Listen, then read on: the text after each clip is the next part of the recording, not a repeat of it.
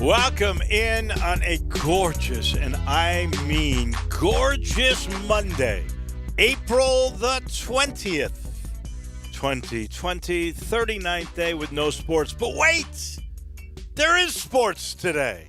There's news. There's news all over the place. Historic news when it comes to some of the economic aspects of the day. We'll get into that about the price of crude oil. We've got Greg Akers coming your way from the Memphis Business Journal. We always try to devote 3:30 to that hour about the economy or the health segment or medical or whatever has to do with the pandemic. Dave Cobb will be with us. David Cobb at 4 o'clock. Brad Gaines, we talked about him a little bit. He would have been there for the day that they would have announced whoever the Chucky Mullins recipient would have been for the year. Brett would have been the guy that would have emceed that banquet, but they didn't have it. But we'll have Brad Gaines. Our old friend on college football, Bill Bender from the Sporting News, will be with us at 5. It will be a very, very busy day. Brett Norsworthy still at home on the Avenue of the Americas in Forest City, I believe is how it was described, is, I hope, healthy. How are you? I am at the Avenue of Americas, Broadway and Rose Lane. Broadway and Rose High Lane. top. There we go. High top. Looking forward to visiting with Brad Gaines today. And looking forward to visiting with Bill Bender, too. Bill threw out something on Twitter last week, and people can weigh in periodically throughout the show today at 67129 at the First Bank text line, counting college and pro football. That you were great in both. Who had the best career? And you got to be good in both of them. Like, Archie Griffin was great in college, wasn't very good in the pros. Tim Tebow, very good in college, not very good in the pros. Matt Leinart, very good in college, not very good in the pros. Tom Brady, good in college, but great in the pros. Right. You'd have to put, right off the bat, you'd have to probably put Peyton Manning in there. He was great in college. For sure. And he was great in the pros. If you mention Peyton, you know who's right with him. When Peyton was the runner-up. Charles Woodson. Oh, Charles Woodson. Oh, that's right. Oh, I'm just thinking quarterbacks for a minute there. I wouldn't. Peyton was runner-up for the Heisman. Charles Woodson had a great college career and just as good a pro career playing defensive back as Peyton did playing quarterback, and just as long. Yeah, they were really mirror images. You're right about that. So we're talking running backs too. So you got to put Gale Sayers in there. Not long. We're talking everything. Okay. Well, Gale Sayers was great in college, great in the pros. Deion Sanders. Oh, Deion Sanders. Yeah, absolutely.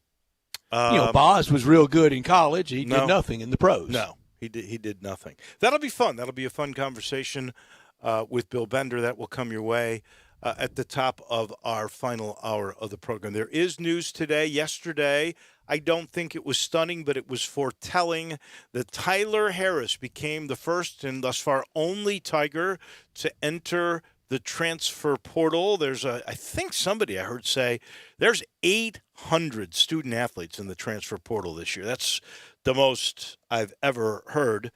That's about 2 per team. And Tyler left. One would have to consider when he heard the news that Landers Nolly was going to transfer to Memphis. I thought for sure that was the real telling signal. A lot of people were already predicting it, but to me that was what nailed it, is that when Tyler decided he was going, there was a reason. And Landers Nolly is the reason. The big shooting guard, originally from Fairburn, Georgia. And would you double-check this for sure, Drew? But I'm almost certain Lance Thomas was also from that same town, and they played on the same high school basketball team. So Lance might have been a good recruiter in all of this. The numbers for the freshman, he was all freshman in the ACC. He was the heck of a scorer at 15.5 points a game. And he sort of went into a slump at the end of the year. 15.5 points a game, 5.8 rebounds, 2.4 assists. He shot 31% from three and 37% from the field, but he shot like 22% the last 8 games. So I don't know if he hit a wall or maybe it was because there weren't a lot of other weapons at Virginia Tech, and they just figured out the only way to beat him would be to stop him, and they devised a lot of defenses. I'm not sure. I know he shot a lot. He's a volume guy and was good at the free throw line, 78%. And he chose Memphis today. It was official at 1 o'clock over Georgia, a team he had originally was going to commit to before he went with Buzz Williams and decided to go to Virginia Tech.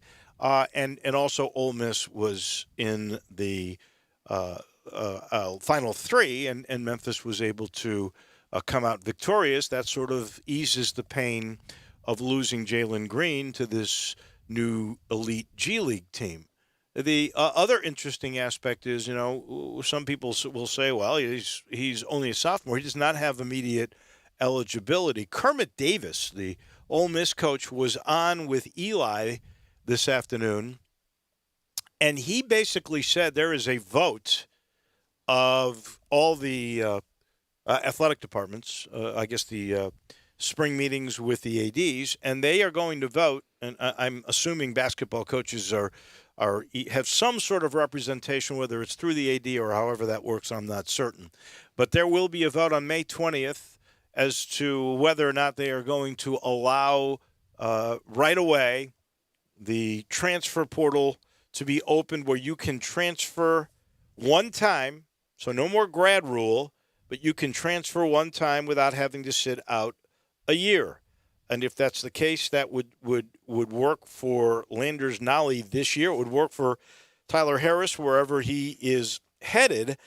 And Kermit Davis basically told Eli he thought that was going to pass this year on May the 20th.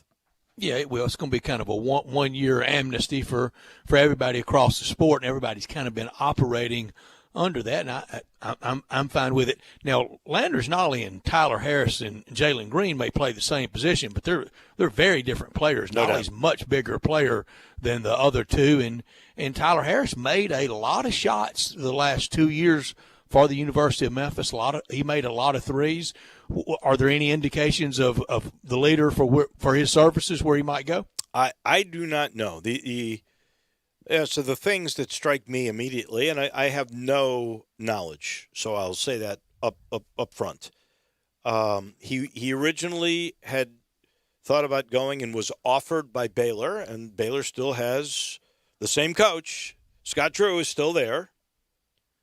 And if that weren't the case, and he wanted to be going to a school that he'd be the guy, the stud that would get all the shots and the majority, I would think. And I have no knowledge He's not of this. getting that at Baylor. They've got too many weapons. No, exactly. I'm just saying if the avenue is another avenue, he could be that guy at a school like Murray State. He could take on the John Morant kind of role at Murray State, Louisiana Tech, maybe Middle Tennessee. And I'm just throwing those out. I don't know. So you're saying anything. mid-major stardom for him, but not big time?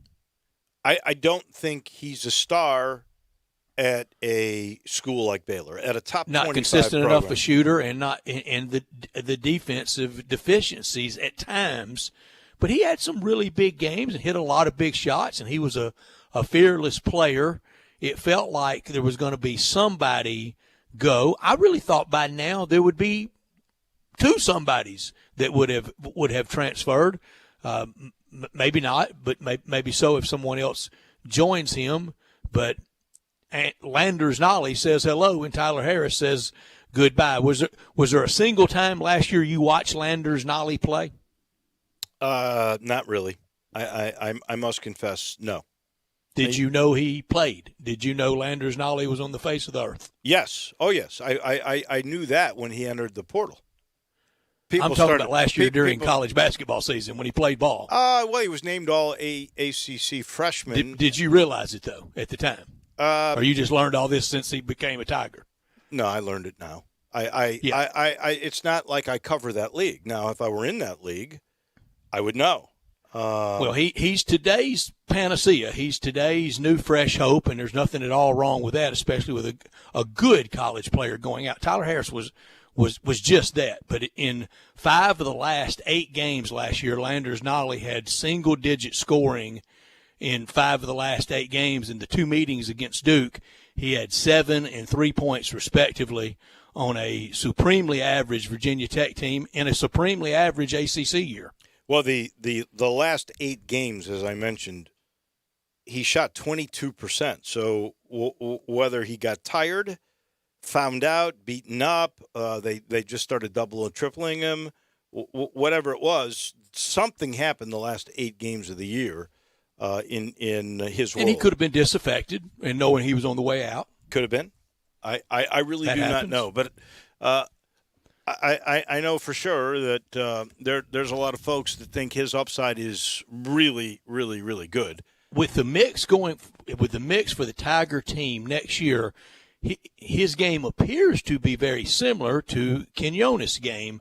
But if something could be worked out at point guard, then you have Nolly, Quinones. I'm not counting on Precious Achiuwa. Are you? Precious Achiuwa would be absolutely crazy not to go to the NBA. Now, if he wants to stay, I'm going to embrace him with open arms because I love him. The new big guy with Dandridge. I'm not so sure that the starting 5 for opening night next year, and let's hope we have one, wouldn't have been better than the starting 5 for the last game of the year against Houston. But bear in mind, Tyler Harris didn't start a single game last year. No. Tyler was clutch. There were great things about Tyler. Somebody I read, it was I'm not exactly sure where I read, but pointed out that in his very first game against Yale, remember he hit 2 free throws, no time on the clock to send the game to overtime. That Memphis won that game. That's clutch stuff. Mm-hmm, it was. He hit that big 3 at Tennessee this year, right as you're going into the half to swing all momentum to the U of M, gave that team a lot of confidence there. He did have some major games. Now, he also had games, if we're being fair, that he was taken advantage of. And the one that really comes to my mind was SMU down in Dallas. Abused. Where they just kept making switches to get him down low, and they posted him, and it was easy scores. And he was frustrated by that. He played great at at Houston on the last game of the year. He did. The last day of the so year. there were, he is definitely a kid that you weren't chasing off, but if you're trading Tyler Harris for Landers Nolly, if that's the way this all worked came out, a little ahead. You certainly should have come out ahead on the defensive side and on the passing side. The other thing about Tyler, and I don't know why that happened this year, but this year his ratio of assists to turnovers was 2-to-1 the wrong way. He had almost twice as many turnovers as he had assists. Yeah. And not a lot of assists. This kid's got a lot more assists. So we'll see. Does it matter? Does it matter to you and to Tiger fans, to rank and file hardcore Tiger fans? Does it matter to you where he goes? If he pulls a Antonio Barton and goes to Tennessee, does that matter to you? If he pulls a Tariq Black and goes to KU, does it matter to you? If he goes kind of to mid-major, off the beaten path, go Tyler, go, and always a Tiger. It won't. I want him to do well wherever he goes. I felt the same way about Tariq. I didn't quite understand Tariq because Tariq was starting. It's a little like why Austin Nichols left. That certainly turned out to be a bad move on his part. But he was a starter and was one of the most productive guys in the entire American Athletic Conference. It made no sense to me for him to go other than his dad did not like Josh Pastner. I mean, that was basically the bottom line on that one. I don't know why Tyler decided to go unless he knew Nolly was coming and he looked and saw, well, let's see. I didn't start last year. There's Alo, who is going to be in the mix a lot if he doesn't start. Quinones is still here. Boogie is still here. Boogie's going to get better. Baugh is still here, and he's a much more physical, bigger guy than I am. And now they're bringing this kid in. That wing spot's pretty crowded. I don't know how much playing time I can get. That's your sentiment. I'm with you, Dave. That's your sentiment, but I would love to hear from Tiger fans on how they would feel if they had to look up and next year, if we have it next year, and look up in Nashville, and he gets the one-time pardon, everybody's getting across college basketball, and he's playing for Tennessee, or early December on a Saturday afternoon when the Tigers go to the pavilion and he's playing for Ole Miss. I know it's one thing if you look up and you see him playing at Western Kentucky, whatever. Good luck, Tyler. Always a Tiger. But would do hardcore Tiger fans, would they resent looking up and seeing him at one of the area schools that's a huge heated rival? My guess, if you're logical, like we just went through the whole scenario, you would not, because he gave you 2 good years and the handwriting on his playing time is on the wall. So I'm going to say they won't. Let's start. Joe wants to know. You ask and ye shall receive. The First Bank phone line at 360-8255. You can also text us on the First Bank text line at 67129. Joe, it's your turn with Wolo and Stats. Good afternoon. Hey, Dave. Hey, Stats. Initially, I was just going to talk about Tyler and Nolly, but then you took it Tarek Black. So just a quick comment on that, too. But starting with Tyler, I think you're right. A logical fan, which you would like to hope we are, would not resent him. And as far as how he contributed, there were times where he would just light it up from three. He was a defensive liability, which is why he didn't get as much run as he could have. But the LSU game stands out. That first or second game, we went down there and gave them a good ball game, a team that ended up getting a 3 seed, I think, in the tournament. As far as where he goes, I wouldn't harbor any ill will if it was UT, Ole Miss, or KU. But to the Tarek Black point, I think we noticed throughout the years, while Josh was a great guy and he did get us to the tournament a couple times, player development was a weakness. Like Joe comes to mind, Joe Jackson. And with Tarek, he would use him as more of a post-up guy in the paint, which was really never how he should have been used. He goes 1 year with Bill Self, and he turns into a rim runner that got drafted. And then finally, to the Nolly point, I actually accidentally saw him one time the last 5 minutes. I think it was the Maui Invitational, and he was a warrior down the stretch against Michigan State and basically won the game for them. Not Buzz Williams' most talented team, so I think the last 8 games are more a function of kind of what y'all said. He was asked. Yeah, Buzz wasn't there this year, though. He was there. Yeah, no, Mike Young was there. That's part of the reason why he's leaving. Oh, okay. Okay. But Buzz Williams went to A&M, and he'd redshirted, and then Buzz bolted on him. That's right. Well, that could explain the VT decline. Yeah, but I think 37% field goal. I think he's just being asked to do a lot. Precious was being asked to do a lot, and I think had he been there with James alongside of him, you wouldn't have seen the fatigue at the end of the year, though he was still performing. But we see a lot of poor decisions out of Precious, like stepping out to shoot 20-footers when he should have just been around the rim the whole time. So I think that was more a function of that, and I think we're excited to have him. We would definitely take Landers over Tyler. Even if Tyler, you hate to lose a Memphis guy, but, the national championship team, or runner-up, the most recent one, only had a couple of Memphis guys. I think we'd all trade that for having 4 or 5 Memphis guys when Joe and Chris and Park were here and just getting to the first or second round. Joe, thank you much. We appreciate it. You a lot of the things I agree with. The one thing I don't think I agree with is I think Josh Pastner got just about everything you could out of Joe Jackson. And Joe Jackson had a great collegiate career. Great collegiate career. Correct me if I'm wrong, Brett. You remember these things better than me, but I think he was Conference Player of the Year, either his junior or senior year. Well, I don't remember that, but I do remember that he was up there in all those historical marks and standards and was very, very good. Drew, I think you wanted to jump in about the hard feelings, no hard feelings. Yeah, I do want to jump in, and I think Dave makes a great point if we look at this rationally. But when have you known the majority of Tiger fans, especially Tiger basketball fans, to look at things rationally? And you brought up the perfect example in Antonio Barton. Nobody remembers anything that he really did at Memphis. You'd have to think about it. The first thing that you associate Antonio Barton with, other than being Will's brother, is that he went to UT. And that's the first feeling that comes up when you talk about a guy like that. So if Tyler Harris did go to a Tennessee, an Ole Miss, a Louisville, Kentucky, one of those select 5-6 schools out there where Memphis fans have a problem with, it's going to be, regardless of what he did on the court here at the University of Memphis, it's going to be the first thing we think of. Does Vandy fit that? Does Vandy or Mississippi State fit that? He can go to Vandy. He can go to Arkansas? State. Well, Arkansas is questionable. We love Billy Richmond. Didn't Billy Richmond go to Vanderbilt at one point? Like I said, you can go to Vandy. Yeah.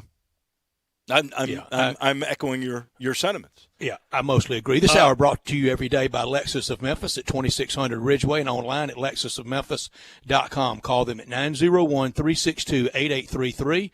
Lexus of Memphis offering the Golden Opportunity Sales Event. Drive in luxury and confidence knowing that every new Lexus comes with complimentary first and second maintenance services. Lexus of Memphis, the highest standards in the industry. When you purchase a Lexus, you get top-of-the-line engineering and design, and that makes for the luxury driving experience. Online at lexusofmemphis.com. 901-362-8833. Experience amazing at Lexus of Memphis. Top story of the day. Well, it is the news on the coronavirus. We like to start with that every show, and that is, and Brett, you understand this better than I do, but the price of crude oil literally went negative for the first time in history. They will give you $20 and a barrel of oil if you can refine it and store it anywhere. I'll work on the halvesies with them. Just give me a 10 and we'll call it even. Here's the thing that I love about it. 300% down. 300% down. That's amazing. The market's down, by the way. But you can actually buy a barrel of oil for less than you can a gallon of gasoline today. They will give you they will give it to you. No, it's not buy. There's no buy it to it. They will give it to you. Now that's the May market, which really doesn't mean a lot. June is what everything really everybody keys off of, as I was told by all the TV pundits today. How about this for analysis today? On one of the financial networks, they had an oil expert on, and he sounded rattled. And the analyst asked him, said, well, what do you advise people to do? This person seriously said this over FCC-regulated airwaves. He said, I would go to the highest floor and jump. Oh, my goodness. You can't say that, can you? No, and since I have no stock in crude oil or petroleum products, we know we can store it though. You can store it over there at your pool house, can't you? I could. Here's my question: what does that do for the price of gas tomorrow? That's Dave, what I want to know. Tomorrow, not much again because May's a really cuckoo for Cocoa Puffs in the oil trading world. But for June, and it's not the RBOB price, it's not their wholesale price, it's crude, it's not refined. It's the RBOB price is about 70 cents. They usually tack on 60 to 70, and that's about what you should be buying it for around town, about $1.30, $1.40. If anybody over $1.50, they're absolutely Frank and Jesse James. Also today, Louisville Slugger furloughed all their employees, closed the factory, closed the museum. Shelby Harris today, Mayor Lee Harris, said that there will be a new $1.4 billion budget he gives to the commission, probably here. He may be doing that right now. And it will absolutely center on the education aspect, public health, and emergency preparedness. It will obviously be affected by the pandemic. It will be lean, and we should know more about that. Today, 1,801 cases in Shelby County, 41 more than yesterday. So that's 2 days in a row now we're under 50. That is a good sign. I'll take also, one death, just one new death. So that is 38 on the year. We've had 19,195 tests, which is about 2% of the county population has been tested.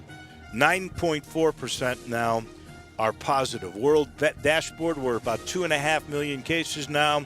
Close to 170,000 have perished.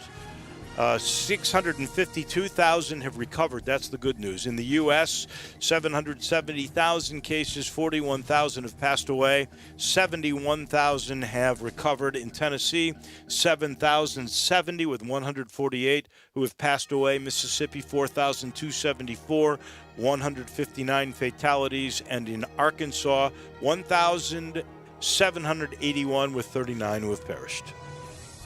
My top story, I can't remember a night last year during college basketball season that I thought, and when we closed at night during crunch time, I was keeping a close eye on Landers Nolly. But, okay, he's the latest Tiger basketball hope, and there's nothing wrong with that.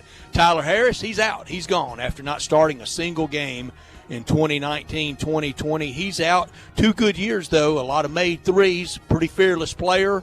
He had his liabilities, but he had plenty of assets, too. Not top story of the day. That one is easy for me. The NFL today held a mock draft to try to work out the bugs of just using phone calls and the commissioner from down in his basement in New York. And apparently it was totally busted up. It was terrible. They had all kinds of bugs. They couldn't mute each other. Everybody was screaming at one another. Apparently all of the GMs were upset. It's going to be great. On live TV on Thursday, we could see a disaster. It could be fun to watch. Belichick with just F-bombs everywhere. My not top story, look, we're all trying with the virtual concert Saturday night, the virtual horse games, virtual racing at NASCAR, and I think it's really showing something that we all knew. And LeBron James was right. Now, he takes every side of every issue, so eventually he's going to be right on every issue. But sports needs fans. We have to have people. We, the fans, make sports fun. You can play in a sterile setting, and we may watch initially, and it may be like basketball and baseball try to do, but no rain, no rainbows. You need players, and you need fans. No doubt. I thought, and we'll talk about this at 3:50, The Last Dance last night. There was a great promo, and it was We Miss Sports Too that ESPN put in there. They had all those highlights, and that is absolutely on the money. Text line on hard feelings for Tyler Harris if he goes somewhere else. No hard feelings says one. The other is wish him the best. There was nobody that said anything other than that. And a couple. Roger Staubach, college and pro, just by a hair over Peyton. We're really not judging him. We're just trying to pick up the best. This guy's right. Reggie White, considering what he did at Tennessee and then with the Showboats and then with Philly and Green Bay, that's a great one. Joe Montana, Tony Dorsett, all great examples. We thank you for your thoughts. We got to take a time out. When we come back, we will talk about the economy and the pandemic with a guy who knows, Greg Akers, who was with us a few weeks ago from the Memphis Business Journal. He'll rejoin us in just a minute on Sports Time on Sports 56 with Wolo and Stats. Spend your lunch with Greg Gaston and Eli Savoy on Sports 56 Middays, delivered by FedEx. Weekdays from 10 to 1 on Sports 56, 96.1 and 87.7. This is Eli Savoy from Sports 56 Middays. During this coronavirus pandemic, many of us are spending all day at home, and we remind you that you can stay in touch and connected through Sports 56. We're here live and local every day, keeping you informed and entertained as we all try our best to get through this healthy and safe. So turn us on your radio, computer, phone, or smart speaker and keep practicing social distancing. Stay home, stay informed, and stay entertained with Sports 56 and Sports56WHBQ.com. Start your day at Sunrise Memphis. Located in Midtown, enjoy delicious biscuit sandwiches and all their menu has to offer with quick and easy to-go and delivery options. Whether it's breakfast, brunch, or lunch, don't distance yourself from great food. For more information on Sunrise Memphis, visit sunrise901.com or call 901-552-3144 to place your order. Stay healthy and eat Sunrise Memphis today. Sports 56 would like to recognize local businesses that are out there still feeding and providing for the community via curbside pickup. Let's support local business with your business. These local businesses include Central Barbecue, Sunrise, Sweetgrass, Humdinger's, Germantown Commissary, Jason's Deli, Corky's, East Coast Wings, Moe's, and Soulfish Cafe. Sports 56 appreciates the support of local businesses always, but especially during this time. Thank you.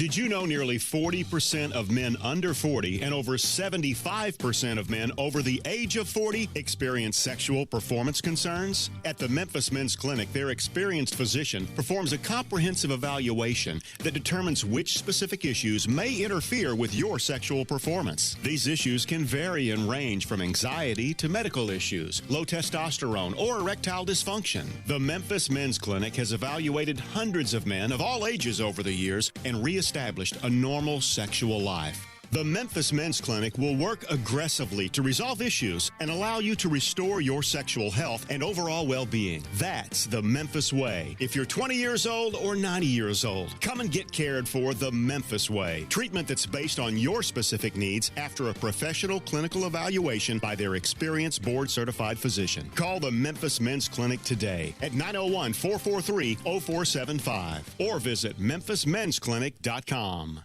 Now, back to Sports Time on Sports 56 with Wolo and Stacks. This hour of Sports Time is brought to you by Lexus of Memphis. Here once again are Dave Woloshin and Brett Norsworthy.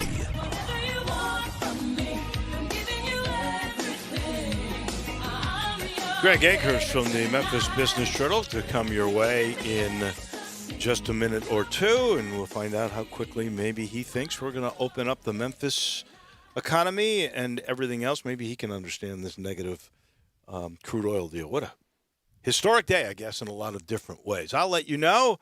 It's always a historic day at the commissary. You know, I'm talking Germantown Commissary. I'm talking Collierville Commissary, where they are still in business. And Walker Taylor and his crew, they've been remarkable at all the work they've put in. And Walker, I know at a considerable sacrifice, has certainly made sure that everybody has been able to, for the most part, stay employed and to work hard. And they're doing bang-up business on that drive-through in Collierville, and that's really good around supper time for sure. It was probably pretty good around lunchtime today, too, where you can just go through the drive-through there at Poplar Avenue and Houston Levy Road. That's the new place. The old place is doing it curbside.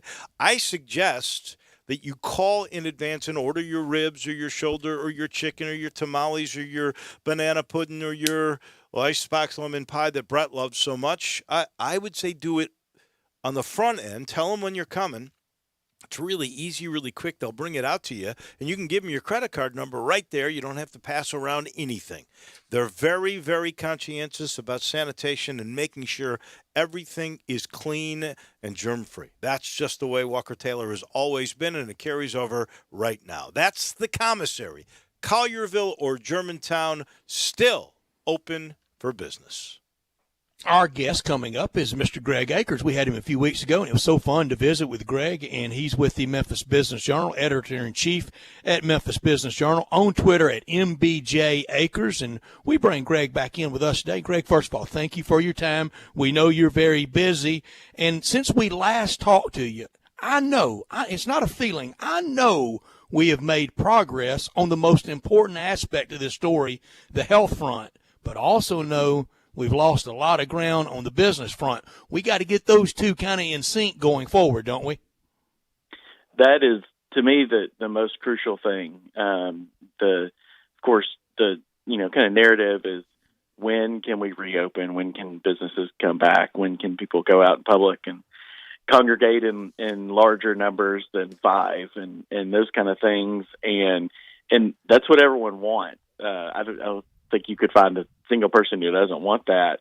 The problem is the virus is kind of in control, and so when can we safely do that is up. That's a question that's kind of up for debate in terms of modeling.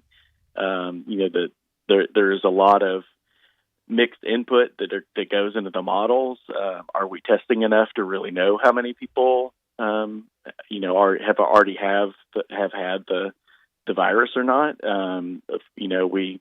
We learned that there's a lot of people who are asymptomatic, so they have the virus but they don't have any symptoms. In some cases, they may never know that they had it until they take some test at some later date that shows they had the antibodies that they did have it.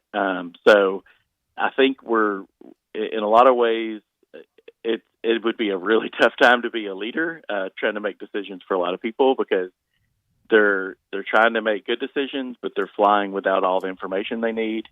And like you said, lining up the reality of the health situation with the desire to kind of get the economy going again that is a needle that will be really difficult to thread. And I don't envy anyone who has to make that decision for a lot of people. I know we all want to move forward as quickly as we can, and everybody's pocketbook is or will be affected sooner or later. But I saw this very interesting story on Twitter today where a guy went back and he was really looking at the similarities, and there are some, to the 1918 Spanish flu pandemic. And back then, there were protests. Now, that pandemic, and I've pointed this out before, was much more devastating than the one that we've seen thus far with COVID-19. There were 1.5 billion people in the world, not 7 billion in 1918. 500 million, a third of the population, was affected because they caught the Spanish flu. The interesting aspect is what he was pointing out was they had gotten to a point where they thought they were getting better, and there were a bunch of protests like we are getting around the country now.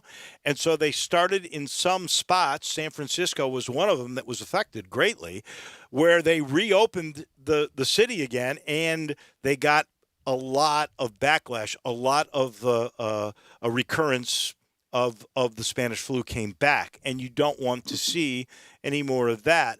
I'm guessing here, Dr. Jane, with help from Dr. Fauci nationally and Threlkeld here, they're the ones that will end up really sort of determining how Mayor Strickland will proceed, don't you think?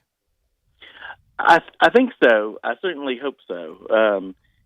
All indications are kind of locally. I believe Mayor Strickland, Mayor Harris, they do rely pretty heavily on Dr. Jane, the director of the health department, on kind of making those decisions. Now they're kind of the thing that complicates everything to me, and you kind of allude to it in 1918, which is different cities make different decisions, and they're not all good ones. And so I think I probably read the same story you did about 1918 in cities like San Francisco, where people were just tired of it and they just wanted to go back to normal. And so they started protesting, and the government kind of opened things back up again, and it was devastating for them. Within, weeks of that happening, they had huge spikes of a recurrence of the Spanish flu, and it killed a lot of people. And so I think when the officials rely, when they really listen carefully to the medical experts and the scientists, that is great. But the tricky thing is, just in the last 30 minutes or so, the Governor Bill Lee of Tennessee announced that statewide he's lifting the stay-at-home order, and so effective April 30th. Mm-hmm. And so what that will mean, that he can only make that decision for 89 out of maybe 99 counties in the state. The other ones, which are basically the ones that are larger, including Shelby County, are still going to make their own decision. So that doesn't necessarily change what will be deemed to be reopened in Shelby County. That will still kind of be a local decision. But if, Fayette County, kind of our surrounding counties, as they reopen here in, 10 days or so, of course, they're going to, we're not all so distant from each other that we can't, that we're still interacting with each other. And so how will that affect Memphis and Shelby County remains to be seen. And I hope that it doesn't. But, without kind of a coordinated, we're all open now or we're all closed now, it has really kind of complicated figuring out when is a good stopping point? When is a good starting point for how we respond as as a kind of society to this situation. Greg, we all know of someone really close. We all have friends that this already has devastated their businesses, maybe irreparably.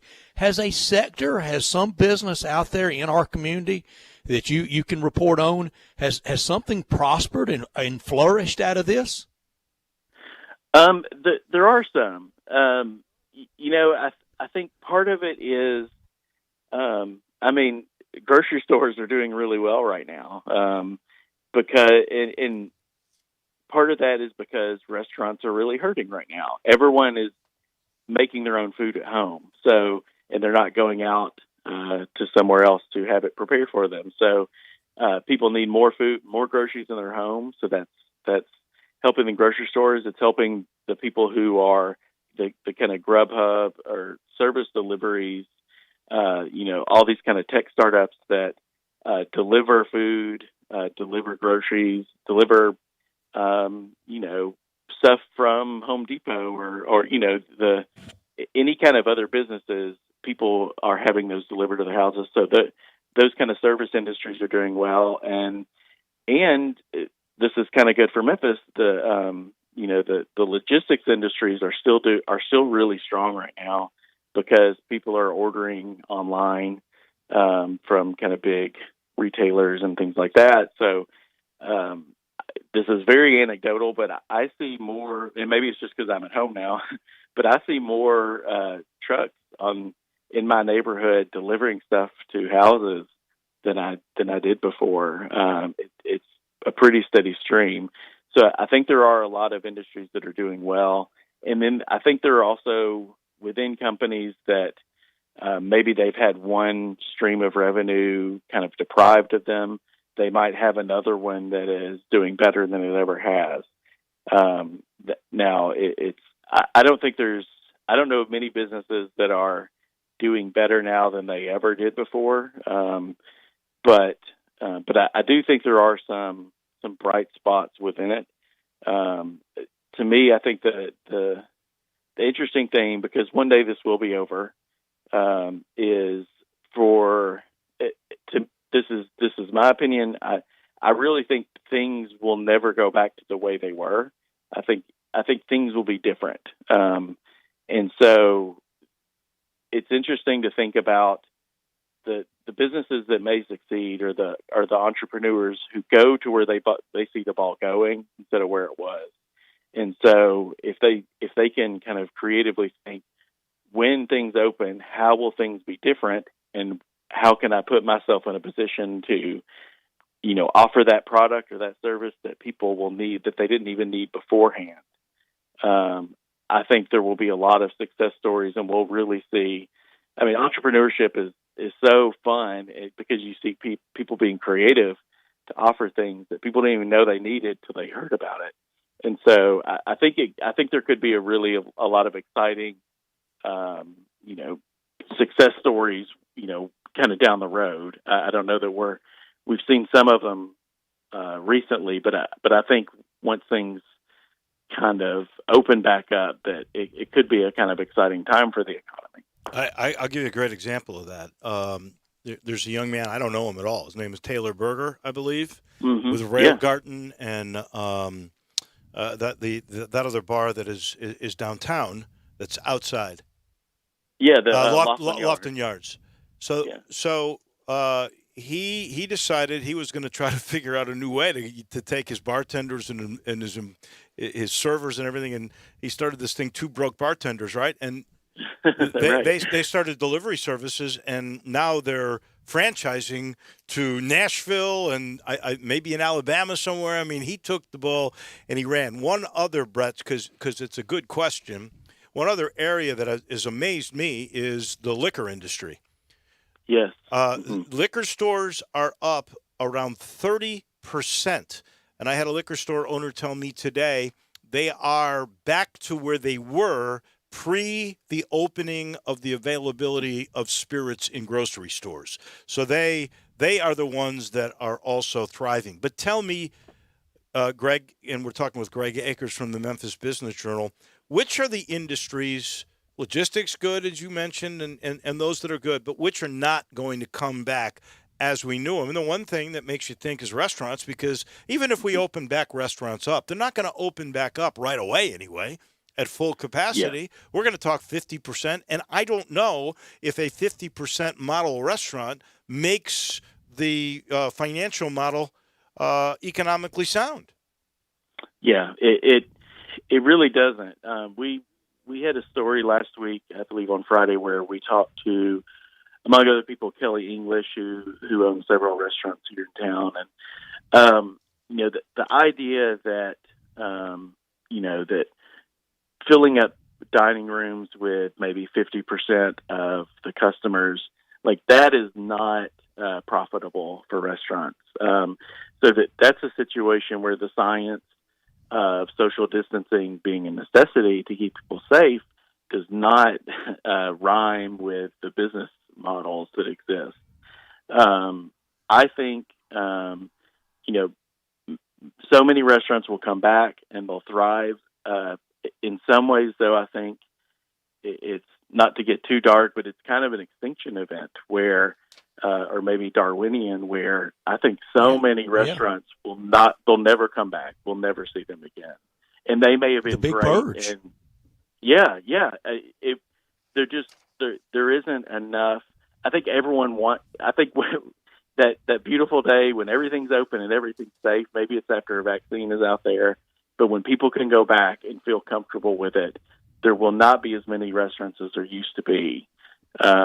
And I think the industry will thrive, and I think a lot of new restaurants will come out of that. But I don't have no idea what percentage. There may be predictions or estimates out there, but the restaurant industry, all accounts are, it's about as hard of an industry as there is to succeed in. So being out of business for months at a time is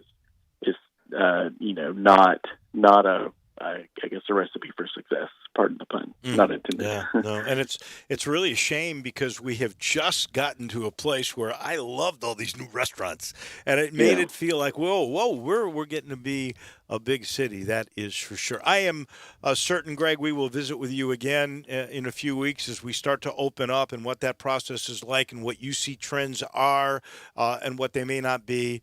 So we do appreciate your time today. Thank you so much, and I hope you stay healthy. Thanks. Same to you.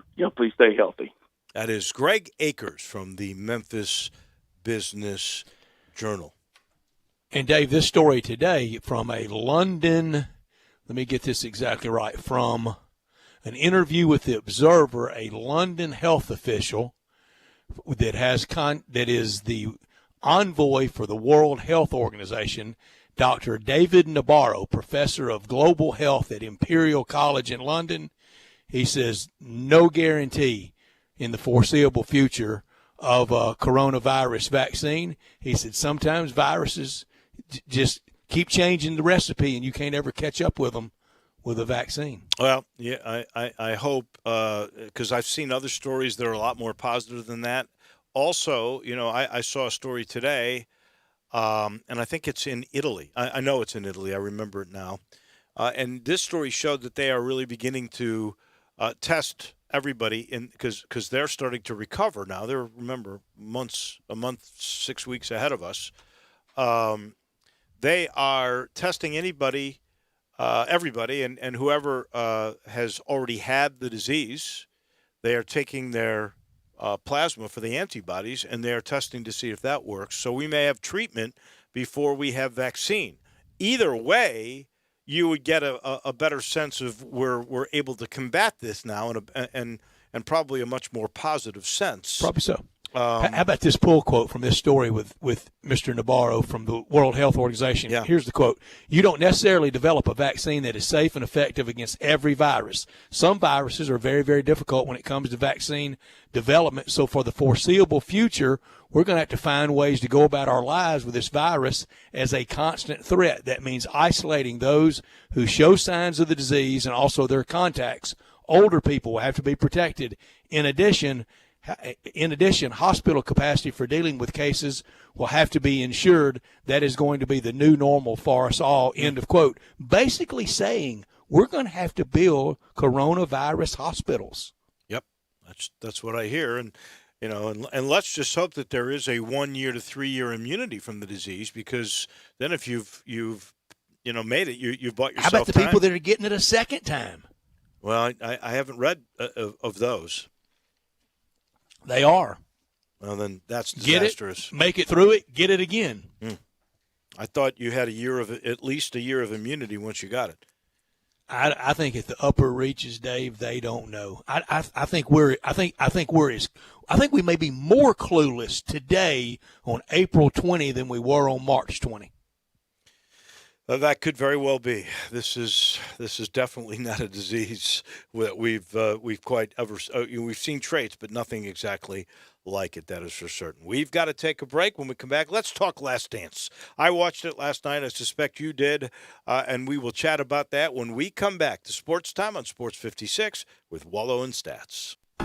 Want to get your voice heard? Hit us up on the First Bank phone line or First Bank text line. These past several weeks, healthcare workers, first responders, and retail workers have emerged as heroes. Lowe's recognizes their efforts, and we want you to join us in creating DIY thank you messages using items you can find in your home. A can of paint, wood scraps, or even Christmas lights. You can find ideas to get you started at lowes.com/buildthanks. Once your message is ready, share it outside your home for them to see, and online using the hashtag BuildThanks. February has been extended through March 31st. Hi, I'm John Conway with Conway Services. Are you considering replacing your heating and air conditioning system this spring? Conway Services and Carrier have teamed up to make now the perfect time. Our warehouse is full and our crews are slow, so to spark business during these slow winter months, Conway Services is giving away Carrier 80% gas furnaces absolutely free with the purchase of a standard Carrier air conditioning system. That's right, purchase a Carrier air conditioning system before March 31st and get the gas furnace absolutely free. If that's not enough, we'll include an April air cleaner, a 10-year parts warranty, and a free Nest thermostat, plus 12 months interest free. See why I still call it February through March 31st? And with Conway Services, you'll be receiving our award-winning service every time. So call Conway Services, the Mid-South's premier heating, cooling, plumbing, and electric service company at 384-3511. And the first 30 callers with a 10-year-old air conditioning system will come out and inspect it absolutely free. Call 384-3511. Conway Services. Call Conway today. Hi, I'm Troy Fiveash, owner of Fiveash Roofing. Can anyone explain to me why anyone would care how I measure your roof? We have all heard about measuring your roof from outer space. Well, to be honest, there are aerial pictures that are taken every 4 years that can be used to measure a building, but it's not from outer space. Besides, no one, and I mean no one, can tell you what's wrong with your roof or even if you need one by using pictures that might be 4 years old. If you would rather do business with a family-owned and operated business with a lifelong tie to Memphis that refuses to mislead or use gimmicks, please give me a call. Best products, best warranties, and the best customer service we know how to provide. Fiveash Roofing, proud partner of the Memphis Tigers and the official roofer of the Memphis Tigers home team. Fiveash Roofing, fair, honest, and ethical. 367-0050 or memphisroofer.com. 367-0050 or memphisroofer.com. Fiveash Roofing, it's what we do. We're here for you. Now, back to Sports Time on Sports 56 with Wolo and Stats. This hour of Sports Time is brought to you by Lexus of Memphis. Here once again are Dave Wolochen and Brett Norsworthy.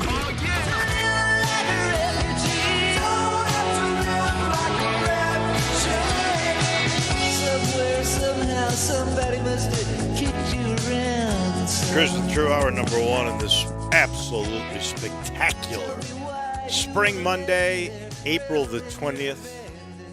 I know many of you know this day for the marijuana connotation. Has a little different meaning for me. I don't. Tell me what it is. Oh, this is National Marijuana Day. All right. Smoke them if you got them. They've been doing that. How long has that been around? It depends on what legend you hear. A lot of people contribute it back to the Cal Berkeley that Woodstock. Certain students back in the early 60s used to meet up every day at 420. No. So it kind of started there. There's so many different legends about it. Yeah, I think it did.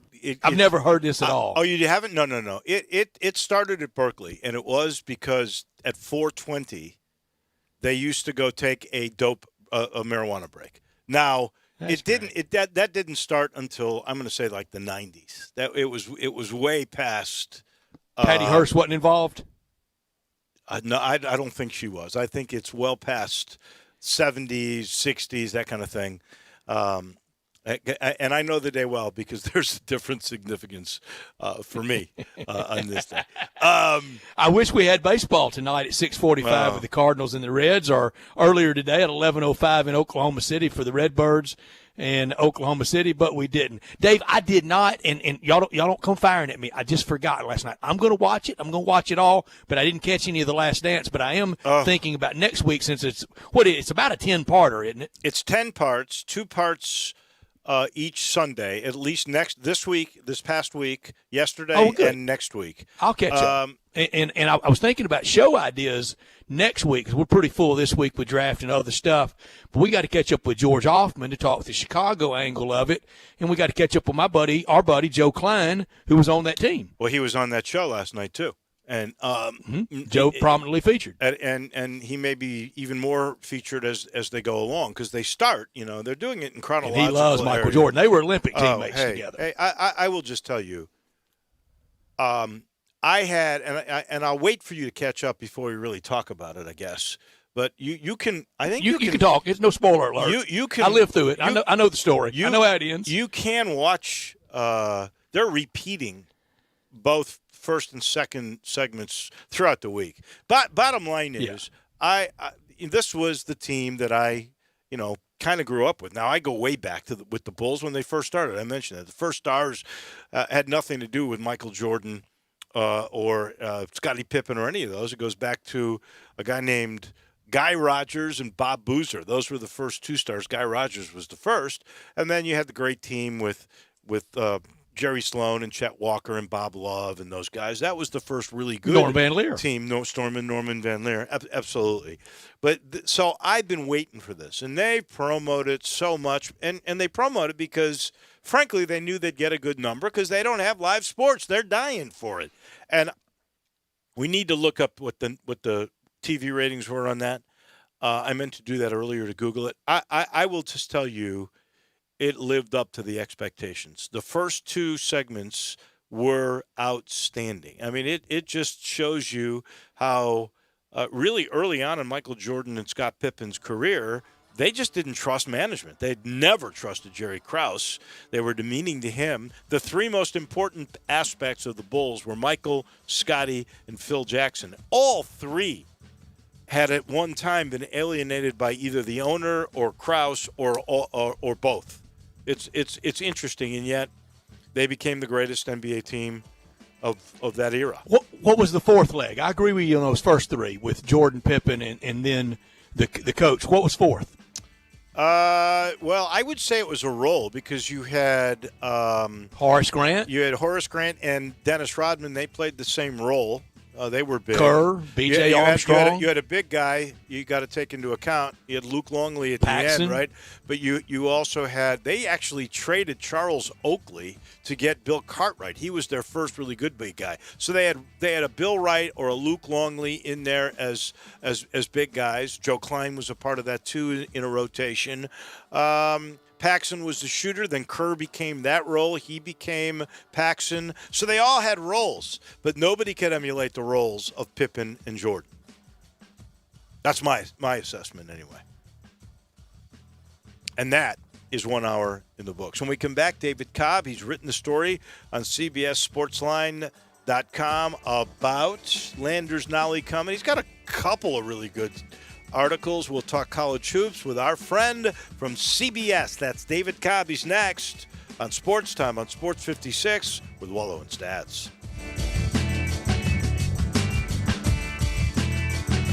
I Buy Houses, 901-406-1101. That's 901-406-1101. I Buy Houses. I Buy Houses will buy a house in any area, in any condition, and yes, it's guaranteed to close in 5 days. If you need to sell your home quickly, call 901-406-1101. If you've been through a divorce, if you lost your job, if you're tired of renters, I Buy Houses can get you your money quickly. I Buy Houses will buy your home in Shelby County, DeSoto County, Memphis, Bartlett, South Haven, Horn Lake, Olive Branch, anywhere and everywhere in between in any condition. And yes, they're open 24 hours a day, 7 days a week. I Buy Houses, 901-406-1101. That's 901-406-1101. Grab that pen, 901-406-1101. I Buy Houses.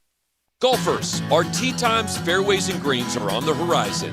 Until then, your friends at Edwin Watts Golf Shops encourage you to stay safe, practice social distancing, and wash your hands. Our plan is to reopen based off state and federal guidelines. During the interruption, our online store remains open at worldwidegolfshops.com. Thank you for your patience and understanding, and most of all, for being a part of our amazing golf community. Stay healthy, stay safe, and we look forward to serving you soon. Sports 56 would like to recognize local businesses that are out there still feeding and providing for the community via curbside pickup. Let's support local business with your business. These local businesses include Central Barbecue, Sunrise, Sweetgrass, Humdinger's, Germantown Commissary, Jason's Deli, Corky's, East Coast Wings, Moe's, and Soulfish Cafe. Sports 56 appreciates the support of local businesses always, but especially during this time. Thank you. We are Sports 56 WHBQ Memphis, WIVG-FM Tunica Memphis, and WPG-FLP Memphis. Flynn Broadcasting Stations. Now, more of Sports Time on Sports 56 with Wolo and Stats. This hour of Sports Time is brought to you by Homer Skelton Hyundai. Here once again are Dave Woloshin and Brad Norsworthy.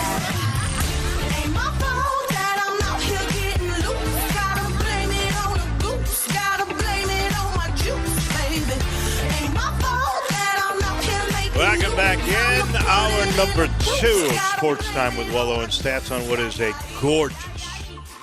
gorgeous Tuesday afternoon. The governor of the state of Tennessee has now decreed he will lift the stay-at-home order for the state starting April 30th. So that is the biggest news coronavirus-wise at this point today. However, we do have a little caveat in all that. Apparently, that does not account for the major counties. So Shelby County, that'll be Jim Strickland and Lee Harris in collaboration on that. And you know who's part of a task force to figure all that out is our friend Kevin Kane, who we may have to try to get on at some point in the next week or two. So that is sort of what is going on right now. Oh, in sports.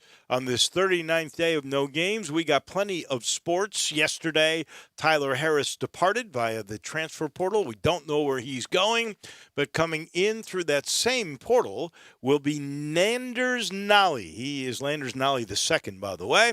6'7" shooting guard, originally from Fairburn, Georgia, who played at Virginia Tech last year, averaged 15.5 points, almost 6 rebounds, 2.5 assists, a volume shooter, whose numbers at the end of the year sort of dissipated. And a guy who wrote the story about this wonderful kid, Landers Nolly, is our own David Cobb. He wrote it for CBS.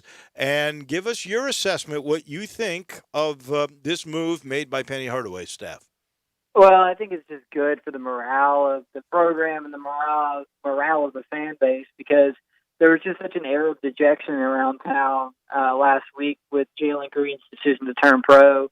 And Nolly was a name that had kind of cooled in terms of, Memphis having a shot at him, I think. And so for Memphis to land him, he could be a guy who ends up having a bigger, longer-term impact than Jalen Green would have, because Jalen Green was only ever going to stay for one season. And Landers Nolly might be around for a few years. So I think in the long run, though you miss out on the splash, just sort of the curb appeal of a Jalen Green, maybe in the long run, this will be a move that actually ends up, stabilizing them and their talent base for more than just one season. And David, we hope it ends up being the mutually great for both sides experience. But for right now, in the shorter term, who needed the other one the most? Landers Nolly needing Memphis, or Coach Hardaway needing Landers Nolly? Yeah, well, definitely I would say Hardaway needing Nolly, because, Nolly could have gone back to Virginia Tech and been a first-team All-ACC performer next season. But if you read the coverage both here locally and around the country, it's pretty clear that he wasn't really being used the way that he wanted to be used there at Virginia Tech. I mean, he committed to play for Buzz Williams, and then Buzz Williams left for Texas A&M, and Mike Young, who is a really good coach, comes in. Nolly obviously had a really good year last year, but if you go back and look at the box scores, there were times when he was the tallest player on the floor at 6'7" for Virginia Tech. And this is a guy who I'm sure, with a father who played at LSU, who was a top 100 prospect, who was trying to get to the NBA. And at 6'7", you're not going to get to the NBA playing as a small ball 5. You're going to need to develop your skills on the wing. And Memphis has an opportunity for him to do that. So, I mean, he could have stuck it out at Virginia Tech. He didn't necessarily have to leave. So I would say that Penny needed him more. But obviously, Memphis has something that they can offer him, which I would assume is that sort of spot on the wing that he wasn't going to be able to play at Virginia Tech. We got an inkling that Nolly was coming here when Tyler Harris put himself at this particular moment yesterday into the transfer portal. Where do you have any idea Tyler Harris is going to end up? I don't know. I kind of thought that the initial reports that I've seen, are that he's getting some interest from some pretty major programs, which was kind of interesting to me. I kind of wondered if he might go and not drop down a level, but go to a spot where he could play a more essential role, because his playing style is as a volume shooter, a guy with a quick trigger, a guy who can really fill it up. I mean, to me, he's the kind of guy that could go somewhere low or mid-major and get 20 a night and just be absolutely electric at that level. So I kind of wondered if he might go that route, but I mean, it sounds like he's getting some legit interest. So good on him. I mean, obviously, Tyler Harris, I have a soft spot for him because he's, I love the guards who are under 6 foot. He's a Memphis guy and all that. But I'll be curious to see where he ends up. I wouldn't rule out completely that he ends up going down a level because, I think at the right level he could be an absolutely electric college basketball player. I'm in 100% agreement with you on that. I said, he could end up at a program like Baylor because Baylor had a lot of interest in him when he was a senior in high school, and the coach is same coach. Scott Drew's still there. But I could also see a school like Murray State that knows how to use particular scorers like John Morant was. Oh, yeah. And he could go there, and he would get his 22 points a game because, one, the competition isn't quite as stiff or as big, and two, he would be the focal point. If he goes to a school like Baylor, he's going to end up in the same kind of numbers crunch as he did here. He's not going to get more than 20 minutes a game. Yeah, I love that you threw out the name Murray State. I mean, they've already got one really good guard and Tevin Brown, and he could go there and theoretically, that could be one of the best backcourts in mid-major basketball right there. I mean, I really like that idea for Tyler Harris. But you know what? I mean, this is a guy who was really highly recruited, who, obviously he's got plenty of confidence. I mean, that's what this shows more than anything is that, he was playing a pretty decent sized role. I mean, even though he didn't start any this past year and went down, I think, from 23 minutes a game to about 20. I mean, he was still going to be playing a pretty decent role for a team that a lot of people think is going to make the NCAA tournament next year. So, I mean, clearly he has a pretty confident aura about him to go out there and sort of put himself out there like this. So I guess I wouldn't be shocked, if he ends up at a Baylor or whatever. But I just think I really believe that he would be just a star at a lower level. David, do you think the Tyler Harris exit will be the only transfers out of the Tiger program? I mean, I think so because we're kind of getting later in the process now. I mean, I do think it will be because there's not really a need for them to open up any scholarships. I don't feel like anybody else or anybody is going to get necessarily pressured out. I mean, there's just not that many guys left out there for the Tigers to go after. And then, I've been impressed even with Harris exiting. The the loyalty that the rest of the guys have shown. So I don't know. I kind of think that'll be it. But I guess, I mean, you never say never. There's more guys in the portal this year than there ever have been. But unless there's some other unforeseen circumstance where, like, Mike Miller leaves or something, that we can't really envision right now, or something like that, or the hammer drops way sooner than expected on the independent investigation. Barring a circumstance like that, I think this is probably it.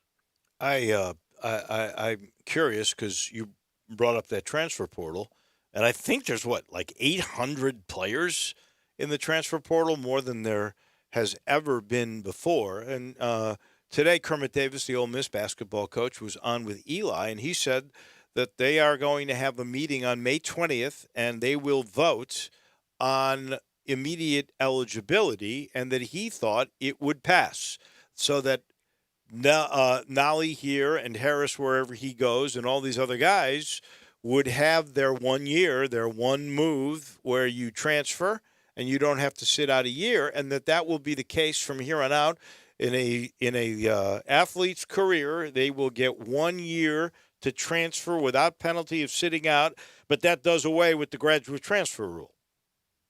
Yeah, well, and maybe we could see, that could be another circumstance that spawns another wave of transfers. I think a lot of the guys who have decided to transfer this year are doing so under the assumption that they're going to be eligible immediately next season at wherever they end up going. But there could be some who have gotten advice to the contrary, who have received intel that suggested they'd be better off staying put unless they want to sit out a year. So, I mean, maybe there will be another wave if indeed that legislation gets passed for this academic year as soon as is being suggested. I mean, it could even spawn another wave. But I think the reason why the numbers are so high in terms of the transfer portal is because guys are in there under the assumption that they're going to be eligible right away. And David, we threw this out as a discussion point, and we didn't get a lot of rancor, and I don't think we will, and I don't think we should. And Dave enunciated it pretty well, Drew as well, and I talked about that maybe the real or perceived contempt for Tyler Harris by Tigers fans. I don't think there will be, and I don't think there will be around the country anywhere, especially more so in college basketball than in college football, because for a long time now, again, whether it's real or perceived, we view the athletes, in some cases, real or perceived, as being used. We don't like the NCAA. And basketball, whether it's the AAU front, high school, and college, it feels very mercenary. It feels year to year. You see 4- and 5-year players now having played at 3 places. You see Jimmy Witt at Arkansas, then at SMU, and then back at Arkansas. Yeah. Yeah, that one is really interesting to me. I actually mentioned that as an example of sort of how bizarre college basketball can be the other day. I mean, that just blows your mind. I mean, obviously he comes back to Arkansas under a different coach. But, I mean, I think all of this is part of a larger movement where I think 20, 30, 40 years from now, when you look at the state of college sports, whatever it may be, the last 5 years and maybe through the next 5 years, I think this sort of decade that we're in the midst of now is going to be looked back upon as a turning point in college athletics, because, I mean, this deal to make transfers eligible immediately is just one small piece in that whole equation. I mean, the next piece that I think this G League program might sort of expedite a little bit is the idea that players will be able to get compensation for the use of their name, image, and likeness. And I wouldn't be at all surprised if some of the top college basketball coaches start pressuring the powers that be to get legislation going on that ASAP. Because if you're Mike Krzyzewski or you're John Calipari or even Penny Hardaway, Penny Hardaway more so than anybody because of what happened with Jalen Green, you don't want to devote your time and your resources and reserve spots in your recruiting class for somebody to just get pulled away at the last minute by the G League without you being able to even offer them something comparable. And if guys can cash in on their name, image, and likeness, they can go to college and maybe sign an endorsement to, help bring in a little bit of money and compete against something like that. So that's the next domino to fall after the transfer rule. And all of that is part of a larger push, for student athletes to have more rights and whatever. And the deal is that, everybody says if the coaches can leave and go to one school without having to sit out, then why is it that the players who don't even get paid, have to sit out when they transfer? So I think this decade that we're in, we're going to look back on as one where student athletes were, gained some rights and some advantages that, at 10, 15 years ago would have been unthinkable. As long as it stays at the number, 10, 12 guys, there's already legislation that's being passed by governments, state governments, that will allow for the likeness, name, and image to be cashed in on. But even if you got that, and not everybody that's going to join this elite team, and there's only 10 or 15 of those guys anyway, but you can't compete even with that, $1 million. If indeed Green's getting $500,000 plus a shoe company deal worth $500,000, that's $1 million. I don't think you can find enough local people to pay one kid $1 million. Do you? I don't know. You'd be surprised. I don't know. And the other part to it is that G League program. Well, it was something that college can offer that the G League program won't be able to offer is some long-term security. Because say if you go to that G League program, say you're the number 9 prospect in the country, and you go to that G League program under the assumption that, I'm going to go through this thing, they're going to make me better, and then I'm going to be a lottery pick next year. Well, you're the number 9 prospect in the class. I mean, maybe, but maybe not. Maybe you go through that program and you don't get drafted, or you have to compete for a free agent NBA contract, or you end up in the regular G League, heaven forbid, where you're flying commercial from the Rio Grande Valley Vipers to South Haven, cramming your 6'8" frame into a coach flight every day. I mean, that, you can go to college and have a bad freshman year. We see several examples of that even this year. Scotty Lewis, the number 7 player from last year's class, is coming back to Florida, and he's got that security of having another year, another 2 years, maybe even another 3 years to develop.